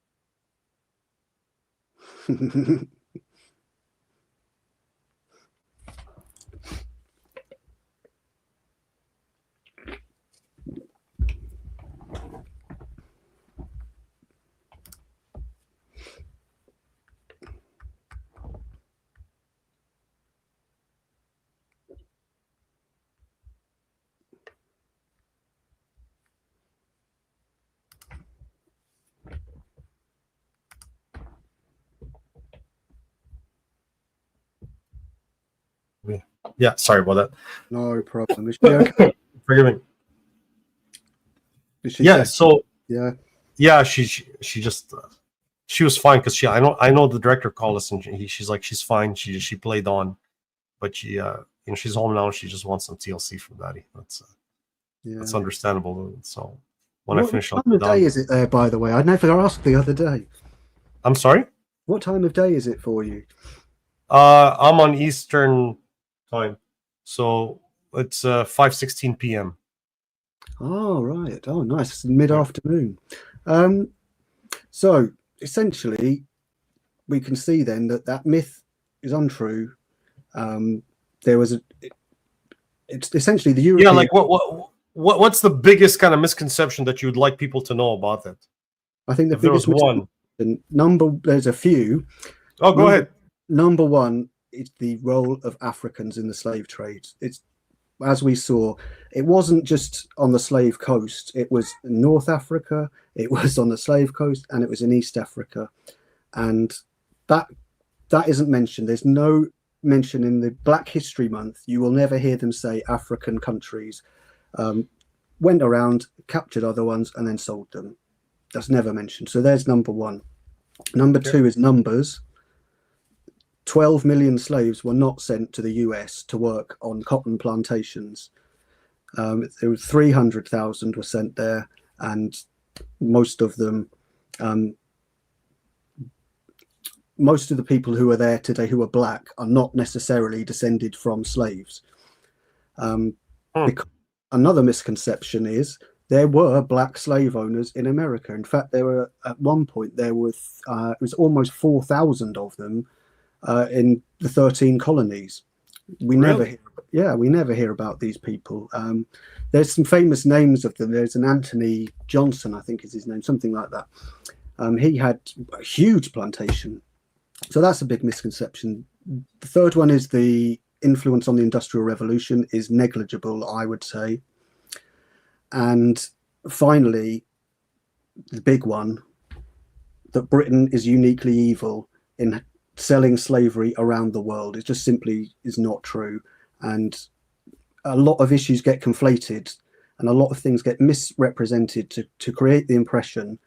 And this is the killer drop reveal, really. It's to create a narrative of black grievance that is essentially a way of creating something akin to the Holocaust for black people that can be used as a grievance narrative by Marxists to undermine, to control blacks, to control them, ironically.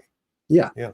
And undermine Western philosophy and civilization in doing so too, which is what they've done by infiltrating academia, which is why you've got the same ideas coming through again. And you see this in Canada too, as much as we do. You've got the same people who are involved in government. So you've got institutional capture. Yeah, our prime minister was the head of the Bank of England. So. Yeah. Oh, yes, he was. Yes, he was. How much closer do you get? Yeah. So that's it really. And I'm glad you were asking lots of questions there. It was good, and hopefully there was something different for you that you weren't aware of. Oh no, I learned a lot. I think that was great. So guys, if you want to put in your questions, write them in the comment. You can even come on. This is you can even hear. I'll put the link in the chat if anybody wants to come on and talk. As long as it's respectful, it doesn't become a monologue.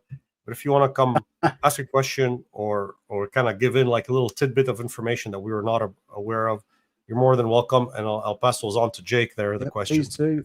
And if I don't, if I don't know, I'm not going to lie. I will just say straight out that I don't know. Yeah, that's sometimes Well, it's the best answer. there's an interesting statement there from Holy Spirit Streets. Whites are the victims of racism in the West now. Yes, absolutely, they are. Absolutely. Yeah, it's been inverted. Yeah, And and it's justifiable now because you yourself were the racists. So exactly, which is why we deserve to have multiculturalism, because we were the slavers. It's all our fault. Which is why we have all of the Islamic ones arriving, because we've been bombing their countries for years. It's payback. yeah, it's insane that the Christian West is guilt tripped so much when it's the one that ended the slave trade, and that came largely from it's Christianity that really does it, and that's demonstrable that it's That's rooted in the that's yeah. Oh Marx. yeah, I'm Take away sorry. any systems of existing power and infiltrate them and ruin them is essentially what Marxism has done, or cultural Marxism has done. And this was theorized in the 30s with the Frankfurt School. They were quite explicit about how you could do this, and that they've actually done it. Whether or not it's actually a fully fledged theory and there's a master plan behind it, no, I don't think that. But the theory behind it was very specifically laid out by people like Theodore Adorno and Herbert Marcuse in the 30s. They then moved to the States because of World War II and were given jobs in places like Harvard, where they were teaching people like Angela Davis, who was one of the Black Panthers. Oh wow. Okay, so sorry. Can you restate that, Jake? I missed that. Oh, They were moved to the States to teach in places like Harvard. yeah. Yeah, absolutely. Yeah, Marcuse taught at Harvard, and he taught Angela Davis, who was a Marxist Black Panther, who were a extremely activist Black Power movement. Oh, my books, of course. I would recommend these books. That's a question from Guthrie. Jake, what books would you recommend reading on this topic? I haven't written about this topic actually. I would think probably the best person on this, the authority on this, is Jeremy Black. Any of his books on transatlantic slavery are brilliant, and Nigel Biggar is also brilliant as well. They're the governors, I would say. Jeremy Black and Nigel what? Nigel Biggar, Biggar. Okay. Yeah, those two are both absolutely fantastic. I don't know Samuel F.B. Morse. No. So Samuel F.B. Morse is the inventor of the Morse code. Ah, of course, yes. Just a brilliant man, and he became a Christian, like an evangelical born again Christian, and he wrote extensively actually against the Roman Catholic takeover of the United States of America. He wrote a lot about that. He was very, very passionate about that. Something here too to note, since we were talking about the civil wars, that the Roman Catholic Church sided with the South on this, because they didn't want to see a unified, to them a unified United States of America, non-Catholic was a bit of a threat, especially after the disintegration of the Catholic Spanish Empire. Yeah. So Rome on that one sided with the South. And since we're at it, we're talking about the South. I got a quote for you. I think you might find interesting from Woodrow Wilson about the true motive for fighting. He says a great one, actually. Because he not only was the president, but he also was a scholar. So he's a great one to have a look at. Yeah. So, he says it was necessary to put the South at a moral disadvantage by transforming the contest from a war waged against states fighting for their independence into a war against states fighting for the maintenance and extension of slavery, by making some move for emancipation as the real motive of the struggle. So they reframed the struggle as one for slavery. And my source for this is Rousas J. Rushdoony in This Independent Republic, page 71, 1978. And one of the ways we know this is kind of true, because you think people, talking about misconceptions, people imagine like the guys from the South of the United States, like, oh, I want to keep slaves and I'm going to fight to keep slaves. And there is, so there's a guy who went through the private correspondence of soldiers on both sides, north and south. And so he's cited in William Grady's book, What Hath God Wrought? That's a great book, by the way. Jake, if you like history, he's a Christian, but he's a scholar like Ochber. I mean, he is just got my he's pads amazing. ready. So he's amazing. Grady. And a personal friend too. Is he? Okay. What hath God wrought? So he was writing about that stuff when it was still even more controversial than now to even address these topics.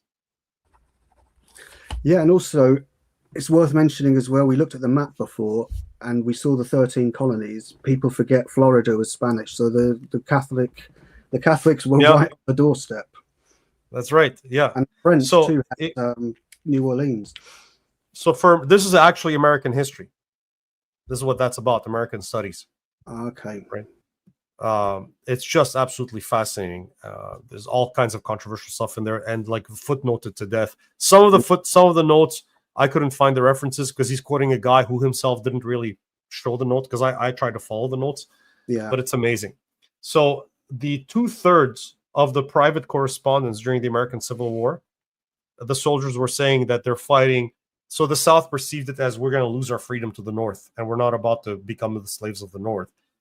And a lot of the soldiers were kind of upset that this was being framed as a racial war about slaves. They're like, that's not why I'm fighting. No, so this idea of people in the South being like these kind of obsessive slave owners, for them, it was more of an economic thing. Yeah. And keep in mind, they didn't have the industrial means that the North have. Yeah. So it's kind of easy for the North to like pose themselves as the moral ones. You know? The North were forcing them to pay extra taxes on things as well, and increasing the tax burden on them. And you're quite right. The Civil War, as it started, it wasn't about slavery, although slavery was an aspect of it. It was. It was reframed during the Civil War as being about slavery. And I think that was to give it more of a moral imperative. The South must be really bad if they're defending slaves. Right. You get to really frame. But like I've been in the South a whole bunch of times in the States. They're famous for being the kindest people. Like literally. I've never met, and I've traveled and I've never met anybody kinder than an American from the South. Now, some of them can be sharpening their knife while they speak to you with a honeyed tongue. So they're kind of famous for that. Yeah. But as far as like dealing with people, they are just like as sweet as pie, man. It's because you hear them demonized because you're expecting like these like absolutely wicked, ruthless, uncompassionate former slave owners who wish they kept their slaves. And you go down there like, are we talking about the same people here? Because that's, It was 1%, literally 1% for the slave owners. The other people would have been probably working on the plantation, assisting or overseeing or with their trades in the town. It's interesting that it was reframed in that racial way at that point, I think. Although, again, it still wasn't race in the way that we say, because racism wasn't invented. Racial science was not like this. You're right. Okay. Yeah. And it's another thing that gets forgotten about, which is racial science, is the main promoters of eugenics were Harvard University. That's right. And their anti-Jewish policy. Yeah. I've got in my book, Dispelling Daniel, I've got a passage on eugenics. That's actually, it's coming back. It's coming back. It's coming back into fashion. It is coming back into fashion, and I think that's the big worry, that these ideas are going to come back into fashion, and we're going to see cultural fragmentation on an epic scale across Europe. Yes. So they're going to just kick everyone out, I think. I think we're headed to war. Absolutely. I don't want to. I hate war. I've lived it. So, but I don't see how this can be sustained. I really don't.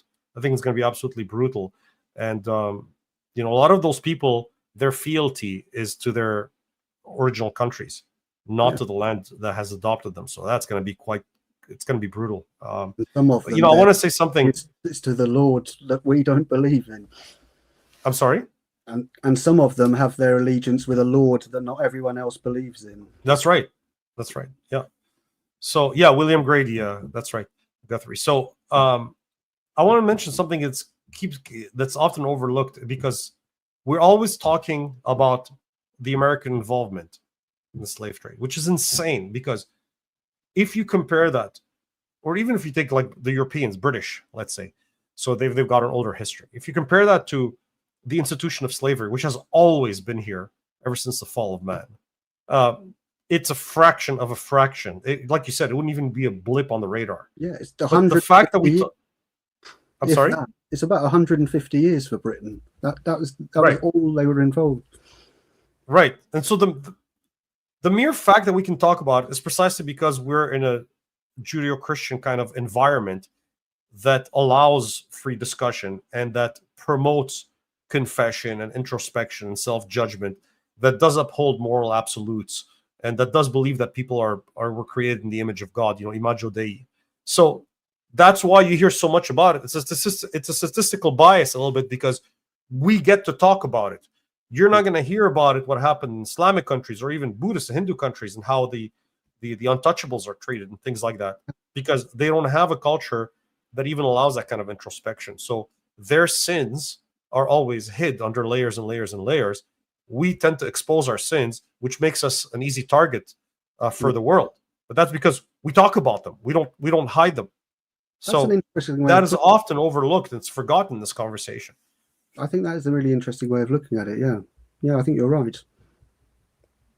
It was the Christian abolitionists where we were having talks about this and fights about this, whether in legally in Parliament. Sometimes even it came to physical blows, because so many of them believed that the institution of slavery, whether rightly or wrongly, but they believed, based on their Christian convictions, that the institution of slavery was against God and God creating man in His image. So we've had those fights. It's a completely second. It's not even a thought. So it's not even a thought in most of the rest of the world. And to show that, I want to mention, I think you'd find this interesting too, Jake, to show that fiefdom really was still kind of basically slavery, but under another name, is that Catholic Europe was still kind of not ready to deal with this kind of biblicist kind of movement in the United Kingdom. Let me pull this for you to show you that. It's really interesting. What is interesting is that there is a massive distinction when we talk about Europe. Although we say Britain is in Europe, the history is very different, because of the interwarring throughout Europe still is occurring. Yes. And what I don't understand, though, is why is it that we're talking about 7 or 8 generations later now? Why are we trying to blame people today for something that happened 7 or 8 generations ago? It makes absolutely no sense whatsoever, unless it's to understand, as we mentioned before. Yeah, let's go do that with there's a lot of cultures that are much easier targets, but so in 1814, when the British Foreign Secretary went to Vienna to negotiate an end to the Napoleonic Wars, there was so much pressure on him back home that he actually submitted a demand that the slave trade be abolished as part of the deal. And that was uncongenial to the Catholic countries. So the Protestants had to construct an abolitionist argument and basically show from Catholic sources, quote unquote. And this understanding of why the slave trade should be abolished turns into the prototype of international law today. Really? And and that's kind of what allows British Protestant Navy to impound Catholic Portuguese and Spanish slave ships that were still carrying slaves. Yeah. And then the Royal Navy also then turned to Muslim countries. And because they tried to abolish that even in Muslim countries. And so they signed a treaty with the Ottoman Sultan that forced the Ottoman Empire to at least regulate the slave trade. And this becomes a strain on Muslim scholars. I was listening to Tom Holland, the historian. I don't know if you ever heard of him. I have heard of him, yeah. Yeah, he's written really interesting books. And he says that becomes a strain on Muslim scholars who want to deal with the West to kind of square the abolition of slavery with their own Islamic theology, where this is like breathing air, having slaves. And so that kind of pressure on the Islamic world Protestantized Islam, so that today in Islamic apologetics, they try to make it look like, Muhammad was kind of freeing the black man, which is insane, because that's just completely not true. Essentially, Zach's sorry? idea. So it's like Zach, right? Yeah. So, but what Zach doesn't realize is what he's doing is completely novel to Islam. This is basically an absorption of the Protestant impulse and trying to kind of show that we're on the same moral level here. And oh yeah, we do it too. We do it too. It was completely foreign to the Muslim mind to do this. Yeah. And the same thing with the treatment of Indians, of the untouchables who were like cursed by the gods, and you had the caste system, right? And then Christianity comes in, missionaries like William Carey, and basically say we're all equal because we're all made in the image of God. Amy Carmichael founds the orphanages that are still running till this day in India, and that was a shock to the society. So what you have today is like people who learned from the Christian West, and then that turn around and condemn the Christian West when it's the Christian West for all its sins. But at least the reason why we know about the Christian sins West is because we write about them. We've got academics writing about them. We've got freedom to write about them. We self-flagellate, and on many things we ought to recognize that there were sins committed. Who hasn't? But people in glass houses should definitely not be throwing stones. At least we expose it to the light, and we dealt with it. There's coping on this. There's coping. Hi, Coping. How are you doing? Hello. Nice to see you both. Good to see Thank you for a very nice deliberation. I'm going to bio break Coping. I think this is a great place because I want to hear what you have to say. I just got to hit the bathroom real quick. Oh yeah, sure. I've been guzzling water here because I'm sick. Yeah. Go ahead. I'm getting some feedback too, so you might want to put. You want to mute or? No, that's fine. No. Is there anything about slavery that you wanted to know about, or that you do know about that I didn't cover? Well, no, I think you kind of covered. I was doing stuff and listening to you deliberating, I came to kind of think about and this, I guess, is for George as well when he gets here, but it's sort of, for lack of better wording of it, like the different types of slavery in a sense. Like there's a different personality. So, for example, like you mentioned, like the earlier period of slavery in the Caribbean, for example, they tended to get quite assimilated, right? And this sounded very similar to at least my impression of how slavery used to be from the Nordic side. Because my impression has been that we used to just go down to the in the case of Norway at least, mostly would come to my area, East Anglia. Yeah, mostly Eastern England or the Scottish and Northern Ireland, and then the Danish would have more so in England and France and whatnot, and the Swedes, they will be much more focused towards Eastern Europe, what is now Ukraine in particular. And they were also taken as slaves by Anglo-Saxons and yeah. As far as I get it, like this was very, but the way of going about it for the Nordics, as far as I've understood it, was that they would go and fetch slaves, but they would just become kind of assimilated over time. It wasn't a system of slave, and it wasn't a codified system like Islam, for example, where you have you may marry your slave or something like that. I believe actually that was something that also was in the Old Testament as well, if I'm not mistaken. George would definitely know that, because they had some laws there. But the term slave is a little bit different than also in the Old Testament, because being a slave actually inferred some advantages. So it's a sort of like a gray zone of slave and servant. I have that information actually. I do have that if you want to know. Oh yeah. In the ancient world,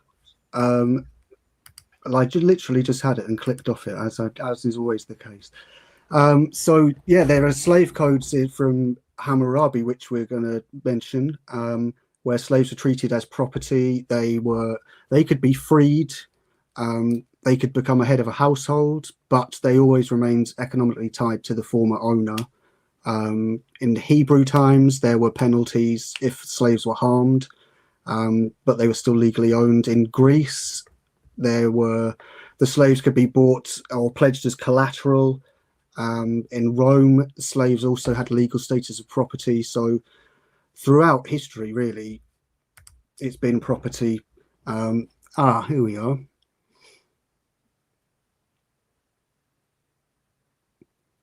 $50 years. Oh no, sorry. Hebrew slaves served 6 years. Yeah, so that's a kind of a chart that compares the Hammurabi's code with Moses' code. So that's exactly the same as indentured servitude, 7 years. So the main slavery in the Bible is indentured servitude, but there is also bondmen. So the King James Bible terms would be a hired servant and a bondman. A bondman would be somebody who is a slave for a lifetime, and they would be treated as property. So they would be actually passed on generationally. And they were called villains in England. Who was called villains? Those people, the slaves. Is that where that comes from? That's where the word comes from. Yeah, villain. It was actually villain, but yeah. Interesting. I thought the word villain had something to do with the word village. I don't think so, but I could be wrong, and I'm always open to being corrected. So just to compare these two, because I think it's really interesting to see. So people forget, Ben Shapiro's made that argument, and he was kind of like poo-pooed by whoever his interlocutor, but I just don't get it, because he made the argument that the Mosaic Code was a liberalizing document where slavery was a universal phenomenon, and there were no slave rights anywhere. And the Bible doesn't just come in and completely overturn it. If you want to see what happens when you completely overturn a system, look at the Civil War, for example, in the United States of America, and the millions of lives that cost. So I think there's a wisdom to God kind of bringing in laws that are going to mitigate against the misuse of servants and limit it. So in the Bible, you've got two forms of slavery, like we said, indentured servitude and like bondmen. And then, but the indentured slaves by law had to be freed every 7th year and every 50th year, both by law, no matter what, debt, no debt, you had to let them go. So the typical contract in the law of Moses is 3 years. You're a hired servant for 3 years, and it could be doubled to 6 maximum. You can renew your contract for 6.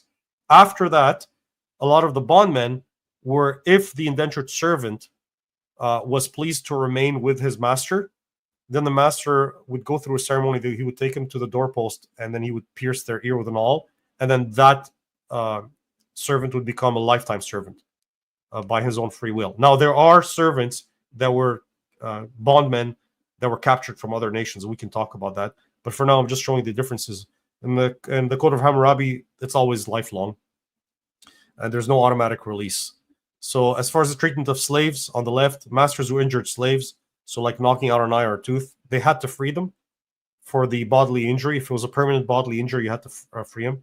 And slaves had to rest on the Sabbath. The servants had to rest. They had to have, this is for everybody, even the bondmen. So indentured servant or not, you had to have 1 day off.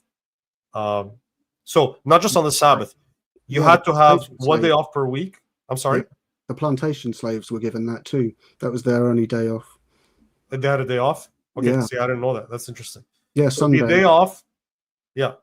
So it'd be the 1 day off per week, plus every official holiday that counts as a Sabbath that you couldn't work on. So that there you get about, on top of the Saturdays in the Old Testament, there's at least 21 official days off in the year. So today, like in Quebec or in Canada, we've got like a law that says minimum 2 weeks of vacation per year. You know, there isn't that in Hammurabi's code. You could punish or even kill the slaves without legal repercussions. Runaway slaves were not to be returned, according to Deuteronomy chapter 23. So if a slave breaks free, your servant comes to you, you were actually, God commands you don't send them back to his master. Yeah. Helping runaway slaves in Hammurabi's code was Law 16 says was punishable by death, and runaway slaves were branded if caught. Now this is an interesting one here because there is we mentioned the Dred Scott case earlier. There was a famous case in England, I can't remember what it was called, where a runaway slave came to England and went to court to prove that he didn't have to be sent back because of his legal status in that country. And the court did find in his favor. And it's exactly the same as we've got there. But off the top of my head, I can't remember the chap's name. Oh, if you can send me the link to that, I'd love to incorporate that into my that's my commentary on Exodus that Let I'm me writing. have a look, because it That'd is be really cool. thing. And you keep in mind, we're looking at this with 21st century Judeo-Christian eyes, right? This was revolutionary at the time. The law of Moses is revolutionary. Like you're giving rights to slaves. That's what you're doing legally by divine injunction. Coping, go ahead. Yes, thank you. I like the more like the comparison, because I knew about that the Abrahamic or Jewish slave practices were notably more benign, and they didn't have like the element of permanency, for example. And you couldn't, for example, mistreat the slaves as you pleased, like the Hammurabis and so forth. But it kind of goes back a little bit to one thing, like I was thinking about while Jake was deliberating earlier, because like we noticed like how they're different than the Nordic were, how the American had chattel slavery, and how, for example, the East African slave trade and trans-Saharan slave trade. I mean, if I were to be giving it an attribute that distinguishes it, I would say it is significantly more genocidal in its result. Like you don't see much traces of the millions of slaves they took, right? So it clearly operated in a different way. So here comes kind of a question pertaining to what we're having in front of us here, right? Because when I'm looking at, just like you said, if you're looking at from a 21st century view, right, then you kind of want to neutralize a little bit of the connotations and try to see like, okay, what is the function of having it this way? So if I were to compare, for example, Hammurabi to the Israelites version here, it would be the Israelite sounds very much more like the indentured servitude, how it was supposed to be on paper. And it also, if I were to be kind of viewing it as like, I didn't know anything about these societies, but I could only judge from this scripture here, right? I would say like, okay, well, the society on the left, like the Abrahamic one, it seems like one that doesn't actually operates too much about it, like its slave practices is not relying on war. It's not getting new slaves all the time. So its practices are more about having like an internal domestic cohesion. Whereas Hammurabi, for example, would be much more common for slave states that would operate like that. And I wonder, like, why do you guys think it's because the Israelites, they were at war quite often, so like it would make sense that they too had, for example, did they have a different set of rules for slaves when it came to in the event of war, for example? Yes. So war slaves would be bondmen, not hired, war servants.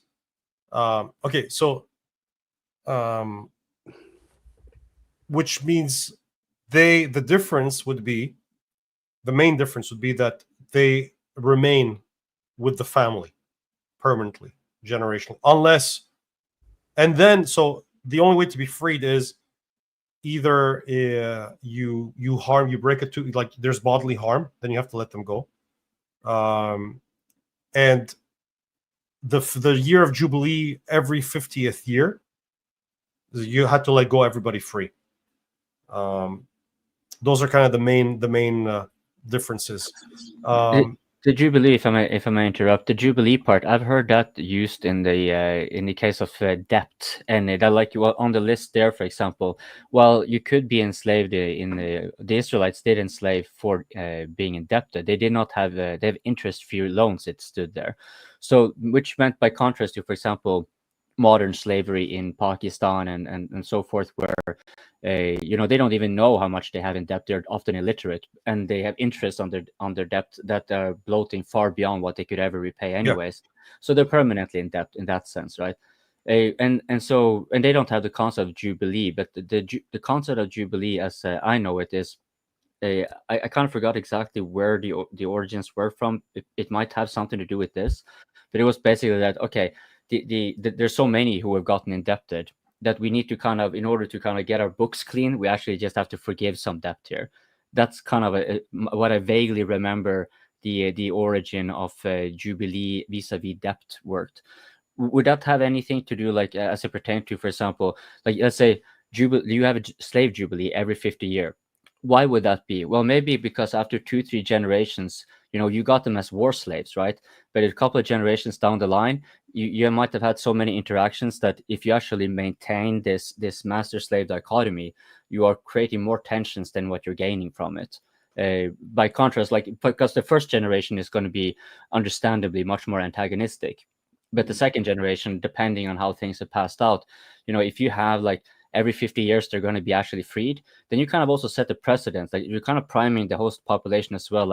You don't want to be too nasty to these people because they are eventually going to be your fellow citizens. Which is what happened in the US. Exactly, right? And- but that was not the intent, though. The Jubilee parts, that was not a part of the American slave trade. No. It was just a one-shot Jubilee, and then segregation, which is kind of maybe you could slant it as a form of economic slavery, but I would say it's more like it is a form of stratification. But slavery, I would say it's more like feudalism. Maybe you're economically constraining people into local areas and ghettos, something more akin to that. Maybe not slavery, but what do you guys think that the for example the various slave practices were like this? What do you think the thought process? So you had two questions there, Coping, but I just want to address Morlewin. I'm sorry if I mispronounce the names. There are errors. Code Hammurabi 117, only 3 years debt slavery. What I'm finding, and I may be mistaken, and I put up the comment because I'm willing to be corrected.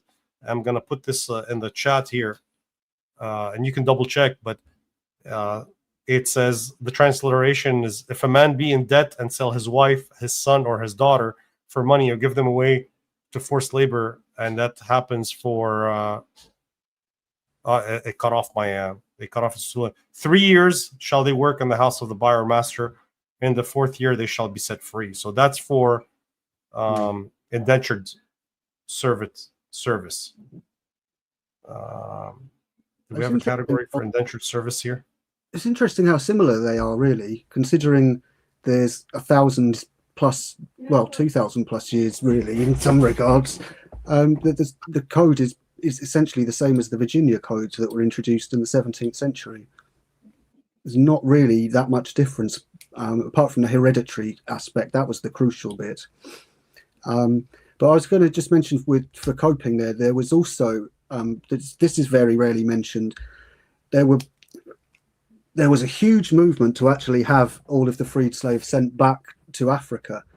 And that's where the country Liberia comes from. It was set up as a sort of place for the freed slaves.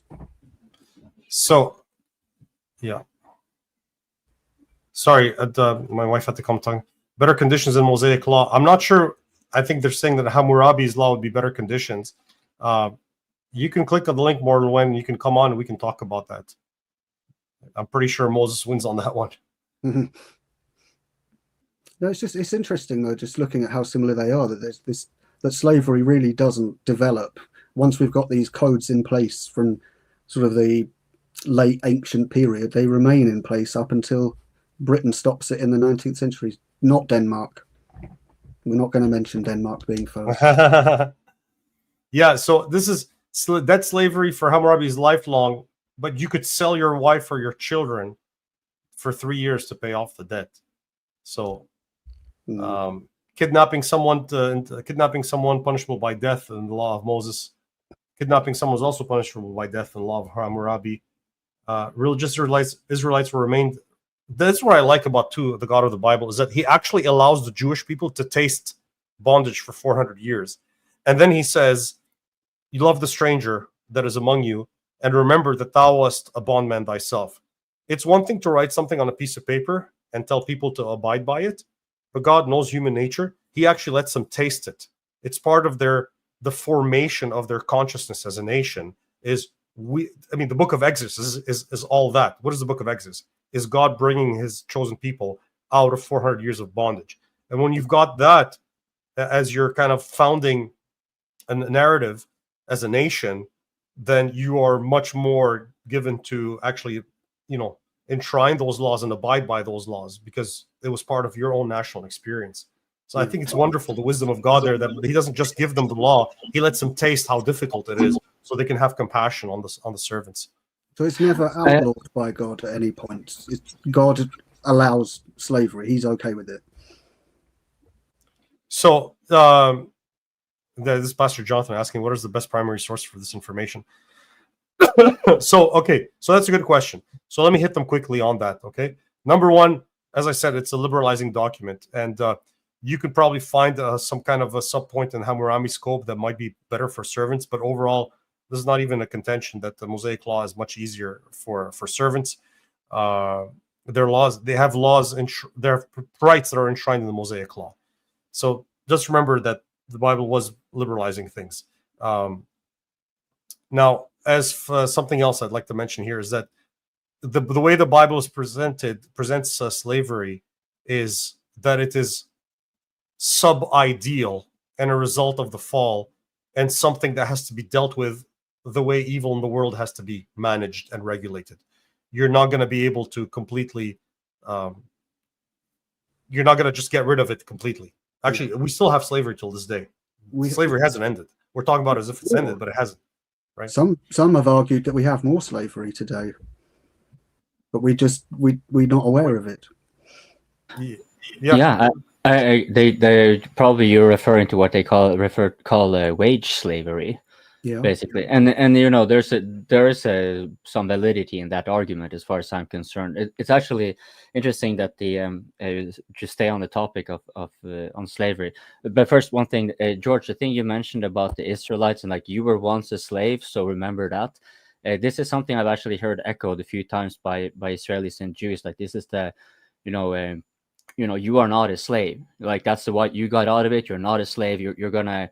Like it's a kind of like it's pretty actually, like it's a well explained what you said there. Like one thing is what you write on paper. One thing is that like just so you know this was once you, right? Yeah. And then sorry, my head is starting. My brain is starting to capitulate. What was it that you said? Jake, you said something. I don't know. Did I? Sorry. Oh, I might derail. I'm sorry here. It's I'm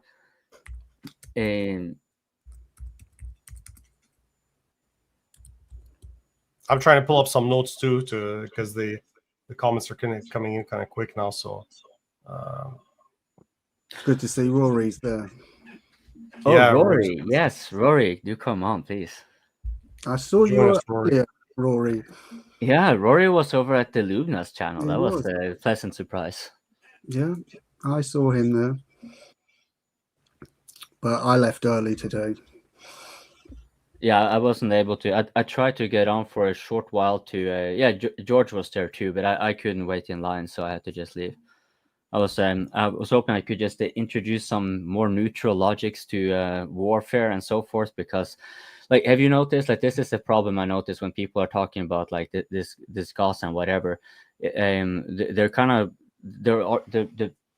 it's based primarily on morality and the advantage of morality, and then they clash each other, and they don't detect the impasses where they have to agree to disagree, and so it goes on in circles, and they're both generally both sides operating in that this is a just thing, the right thing to do, right? But the problem with that, especially when you're talking about war, it is an absolute futility to be discussing from, like, you can discuss morality, that's not a problem, but it's like if you use that as your basis vantage, you're never going to understand war, because I mean the war itself is precisely because morality is arbitrary, right? Like one can claim, for example, that one has enough objective reference points to what is the right thing to do, so to speak, but ultimately it comes down to consensus. It's not a matter of what is correct.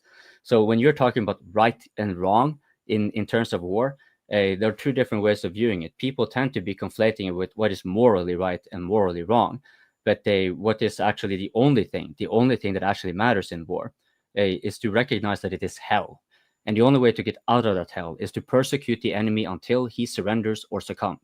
And from therein, you cannot, like, of course, you don't want to become the monster you're trying to defeat, but ultimately the objective is to, like, you need to understand that the right thing to do, the correct thing to do, not a matter of consensus, the correct thing to do is to defeat the enemy so the hell can end.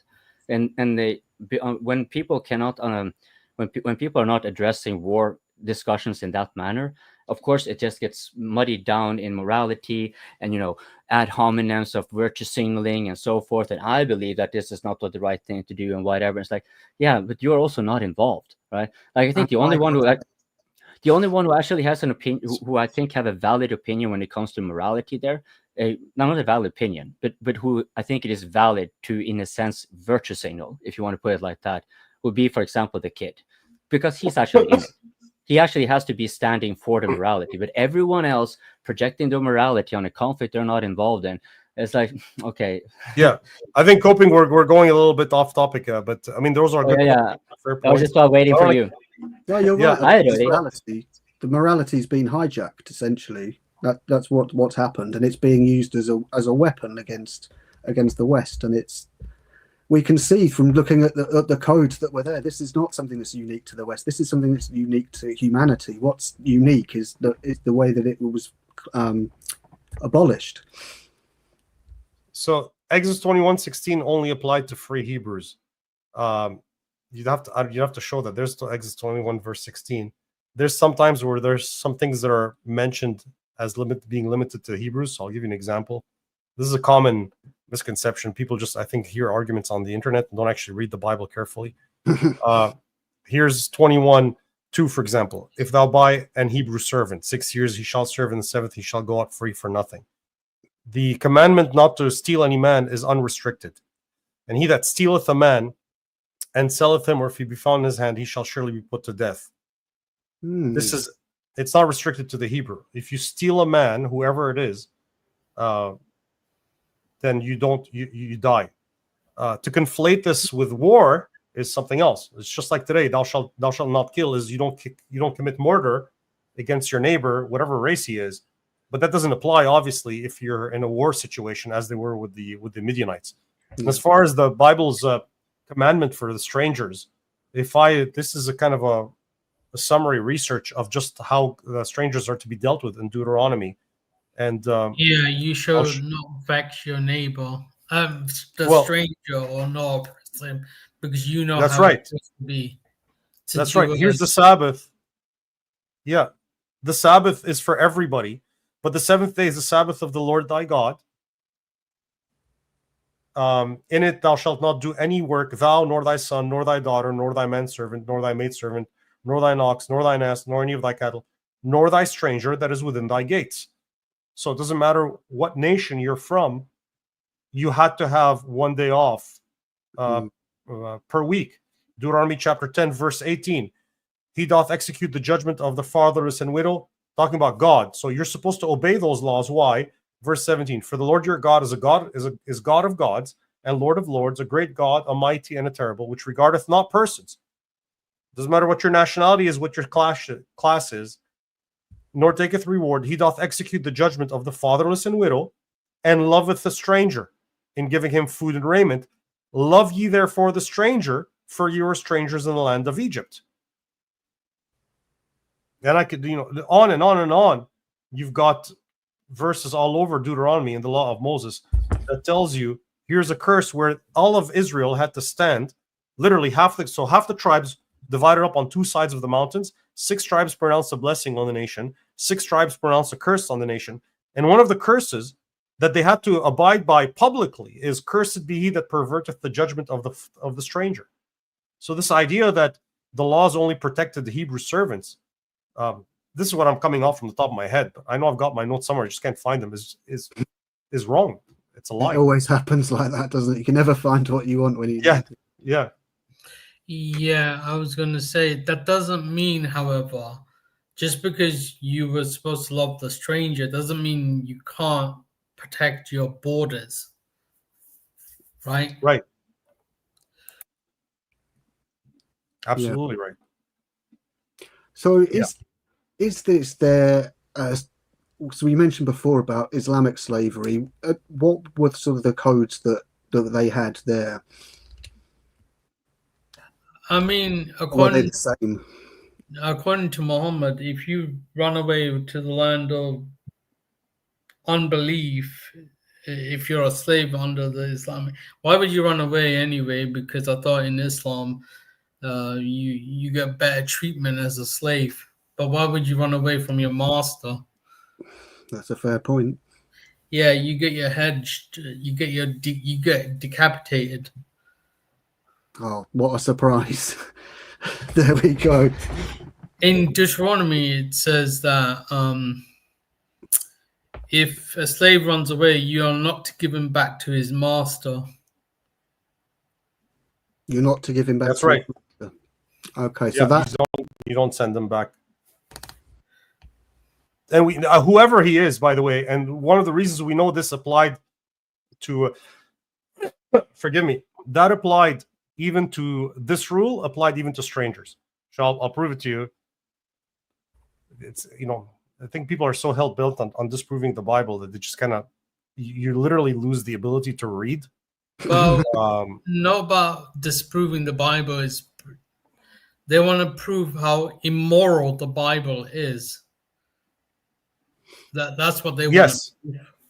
Not about disproving or, I mean, there are some wars in the Bible, but I would say some wars are justified. Like, for instance, Hitler, Gaddafi, and all these lot. Does anyone remember Gaddafi? Yeah. What a death he died. And this is David trying to recover the captives of Ziklag, and they found an Egyptian in the field and brought him to David and gave him bread, and he did eat, and they made him drink water. And they gave him a piece of cake of figs and 2 clusters of raisins. And when he had eaten, his spirit came again to him. Look at how they're dealing with the Egyptian. For he had eaten no bread nor drunk any water 3 days and 3 nights. And David said unto him, To whom belongest thou? And whence art thou? And he said, I am a young man of Egypt, a servant to an Amalekite. And my master left me because 3 days agone I fell sick. We made an invasion upon the south of the Kerethites and upon the coast which belongeth to Judah and upon the south of Caleb, and we burnt Ziklag with fire. And David said to him, Canst thou bring me down to this company? And he said, Swear unto me by God that thou wilt not neither kill me nor deliver me into the hands of my master, and I will bring thee down to this company. And David swears to him and helps him out. In fact, David's bodyguards, little known fact, David's personal bodyguards, the Perethites and Kelethites, the Pelethites were Philistines. Part of the Republican guard of David were Philistines. Yeah, I forgot to mention earlier, there were the Janissaries as well. So those were kind of like forced. Yeah, those are forced. So the Muslims, there's a lot of Muslim practices of like conquering people, kind of like the slave ants, killing the adults and raising the children in the Islamic faith and making them their elite fighting force. Yeah, and then you got relational correct. Slavery. I'm keeping it PG here. Yeah, right.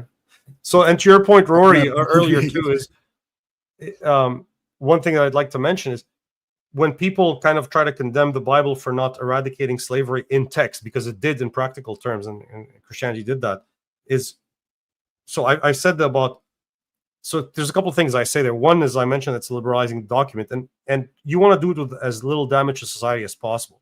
So I don't know if you guys remember, but like there's video games you can play which are like simulators. You can simulate a civilization. There's some pretty complex games out there where you have to like keep the citizens happy and make sure there's a supply of bread and develop the industry and all that kind of stuff. Okay, so it simulates a civilization, right?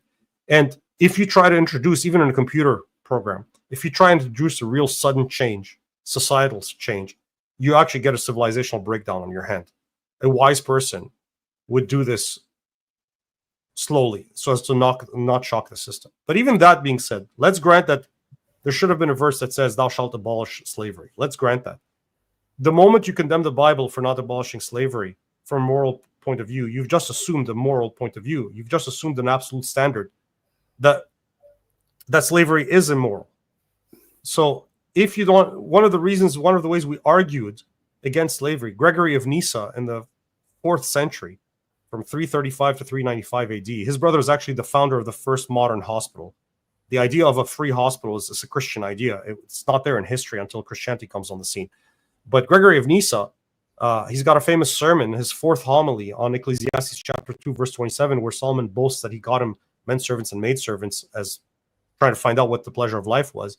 Gregory of Nyssa, in his sermon, chastises or chides with Solomon, if you will, for getting servants.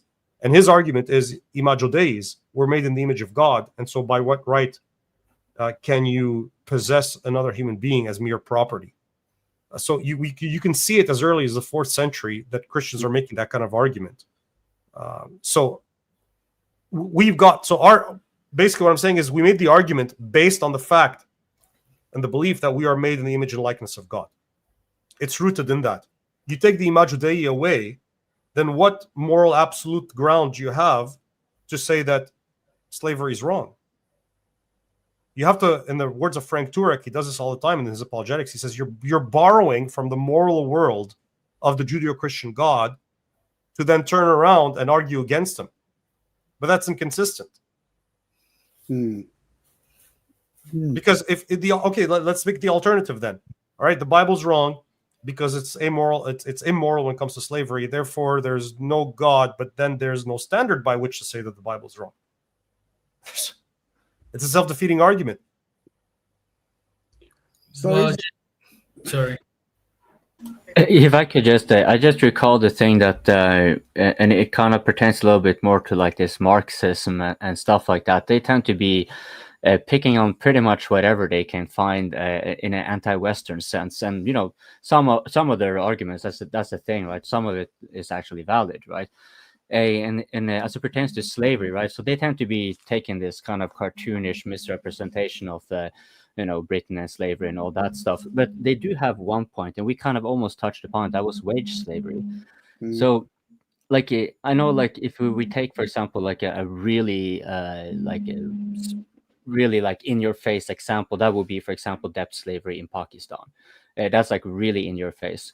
And then you would have similar things like in the Gulf states where they would have their passports taken, and then they would have a significantly high expenses just to stay there and be able to get some money, and then they will have to pay fees in order to transfer money and all that kind of. It's like a whole subsumation in the economy.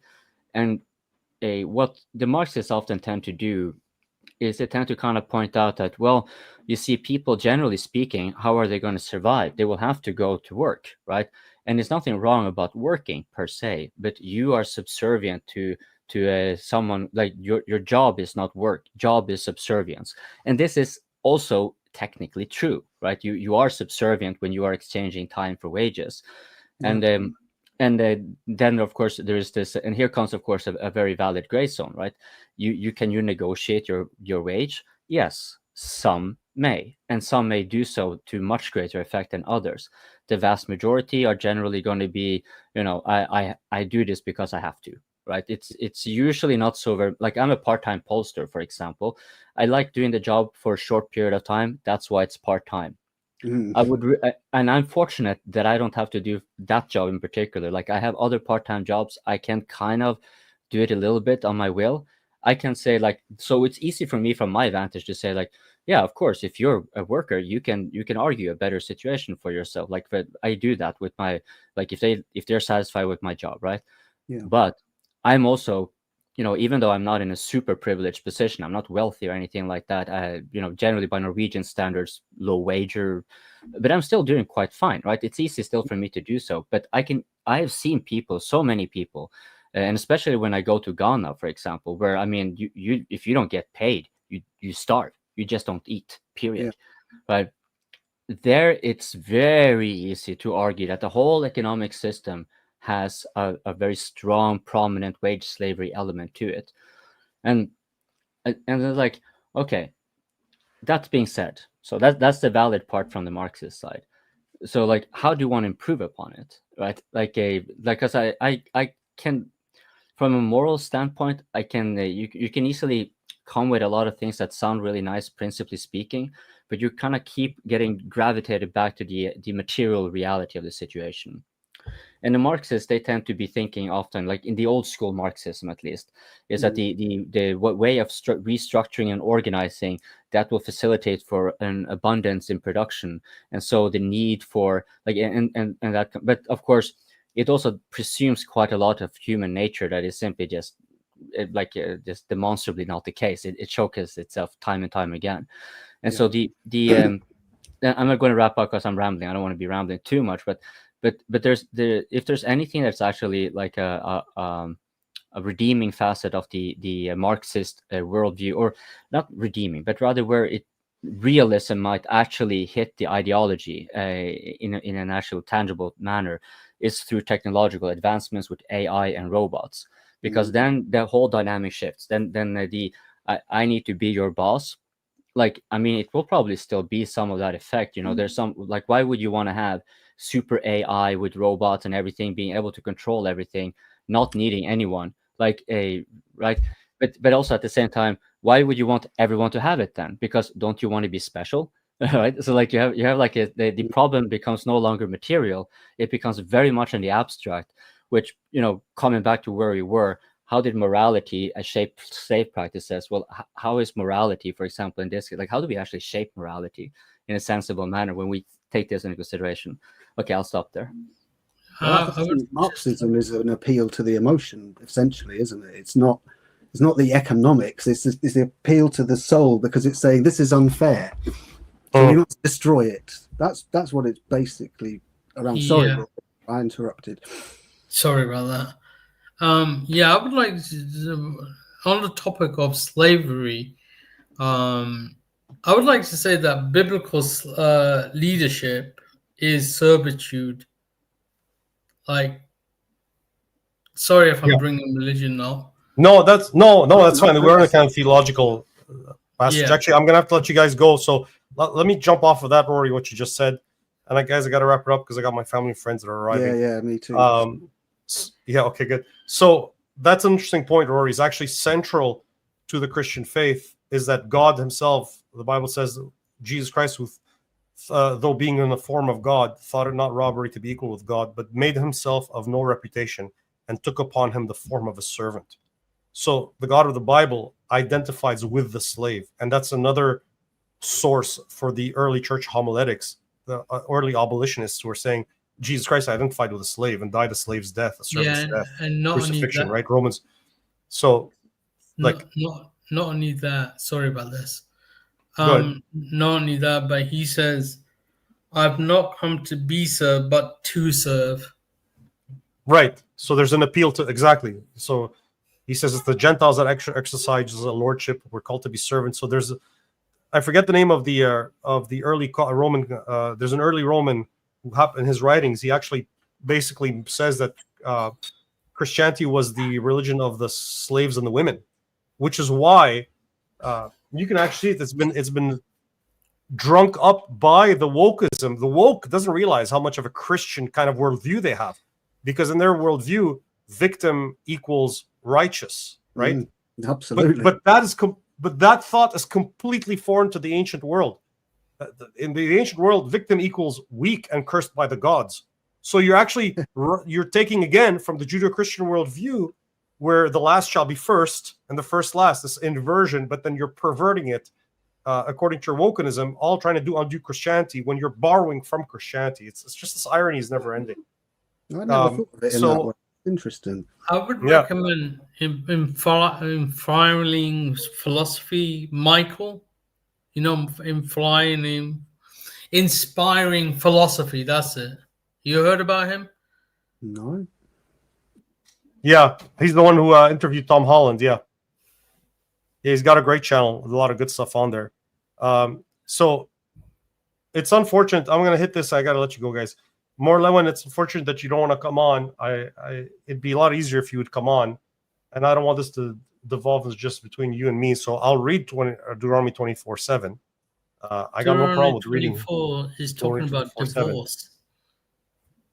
If a man be found stealing any of his brethren of the children of Israel, and maketh merchandise of him or selleth him, then that chief shall die, and thou shalt put away evil from among them. All right. So the supposed argument there is that this limits the law against kidnapping to just children of Israel. Number one, I already showed you this is the second iteration of the law as a reminder before they go into land, because remember they spent 21 years in the wilderness. Deuteronomy Exodus 21:7 is open-ended. It's verse 16. Forgive me. It's open-ended. He that steals a man and sells him.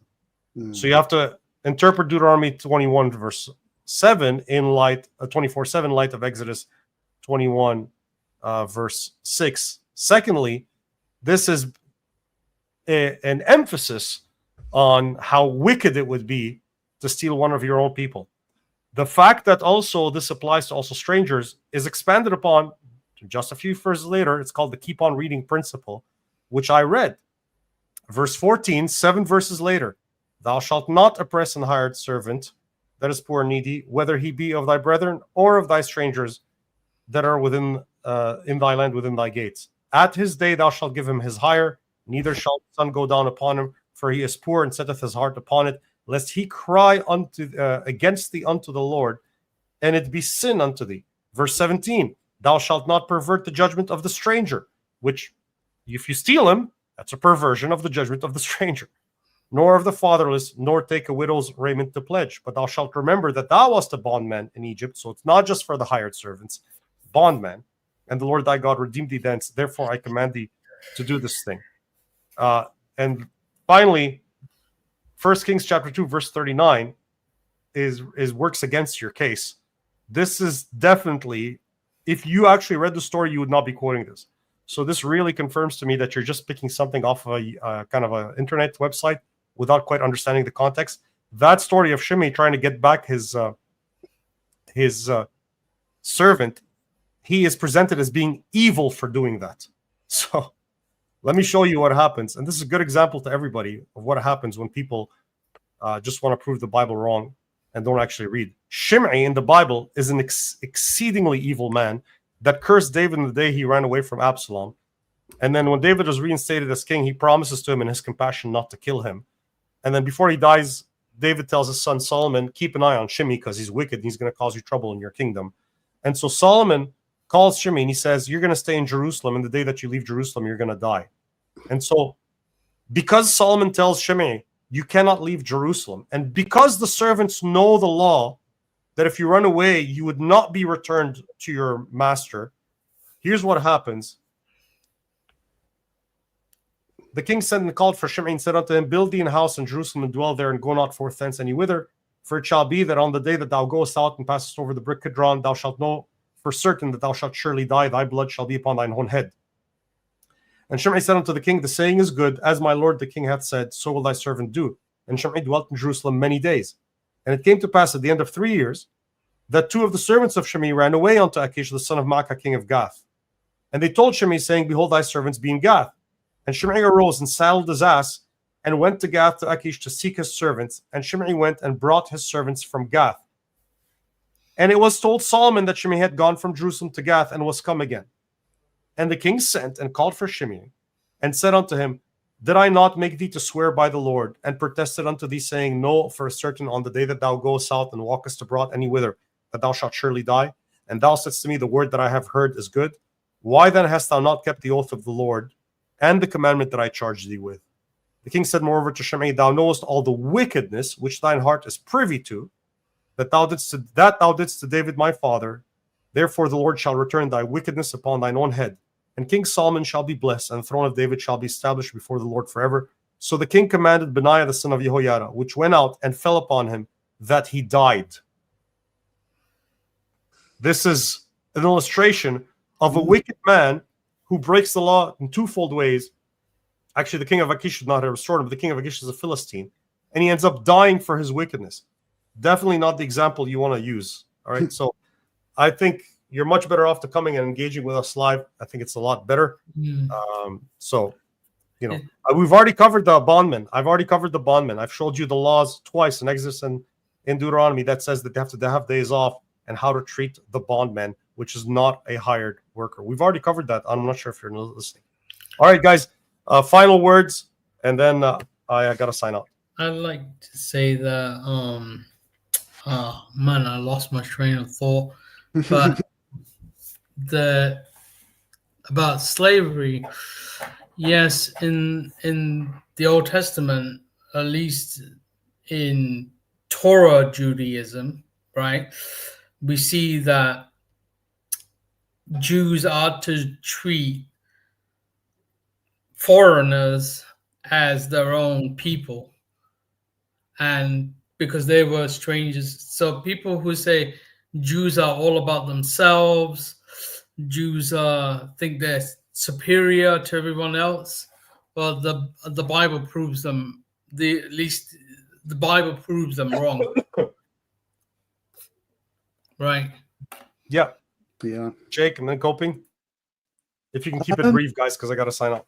I would say thank you very much for this opportunity. It's been a very enjoyable discussion, and I always learn something whenever I come on here, so it's always a pleasure to learn something. And we'll have to do it again, because I'm sure there's far more that we haven't got to cover of the religious side. That that would be great to do in the future if that's possible. Yeah, So thank you very much. Maybe we should dedicate just one for the theological side.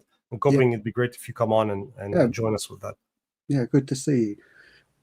Thank you, Jake. I learned a lot from you today, as I'm sure the audience did. Thank you. Yes, thank you. Thank you both. I'm just generally a really big fan of open mics, and like I love it when there are actually like just respectful discussions going on. And well, this is not the kind of, like, because both of you, because this is the thing, like for those who don't know, both Jake and George, they have been on debates on Lubna's show, and they met, like we all met on Lubna's show, right? And now here we're going here, and we're just having the discussion, and it's a very different setting, right? It's to me, it's very satisfying to be able to kind of go through the different advantages and kind of see the rationales that are going through with the scriptures. Like I really appreciate it, the way that how knowledgeable you are, and how quickly you can actually recall fairly accurately. Like, okay, certain things are mentioned. Like, one thing is like Morlevin here, because Morlevin, please do come on. We're just regular people. Do please come on. But the way you're able to recall with such accuracy from the scriptures and put it forth, like, and you see and actually like, deliberate a little bit the rationale with historical context.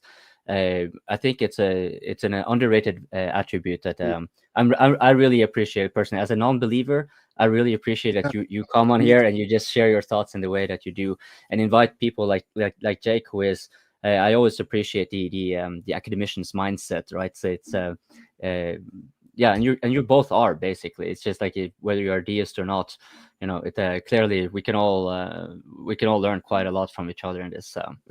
Sure. Yeah, George, you're a fantastic fountain of knowledge. Absolutely. I know that if there's anything I need to know about the Bible, I know exactly who to ask these days. It's fantastic. So very impressive.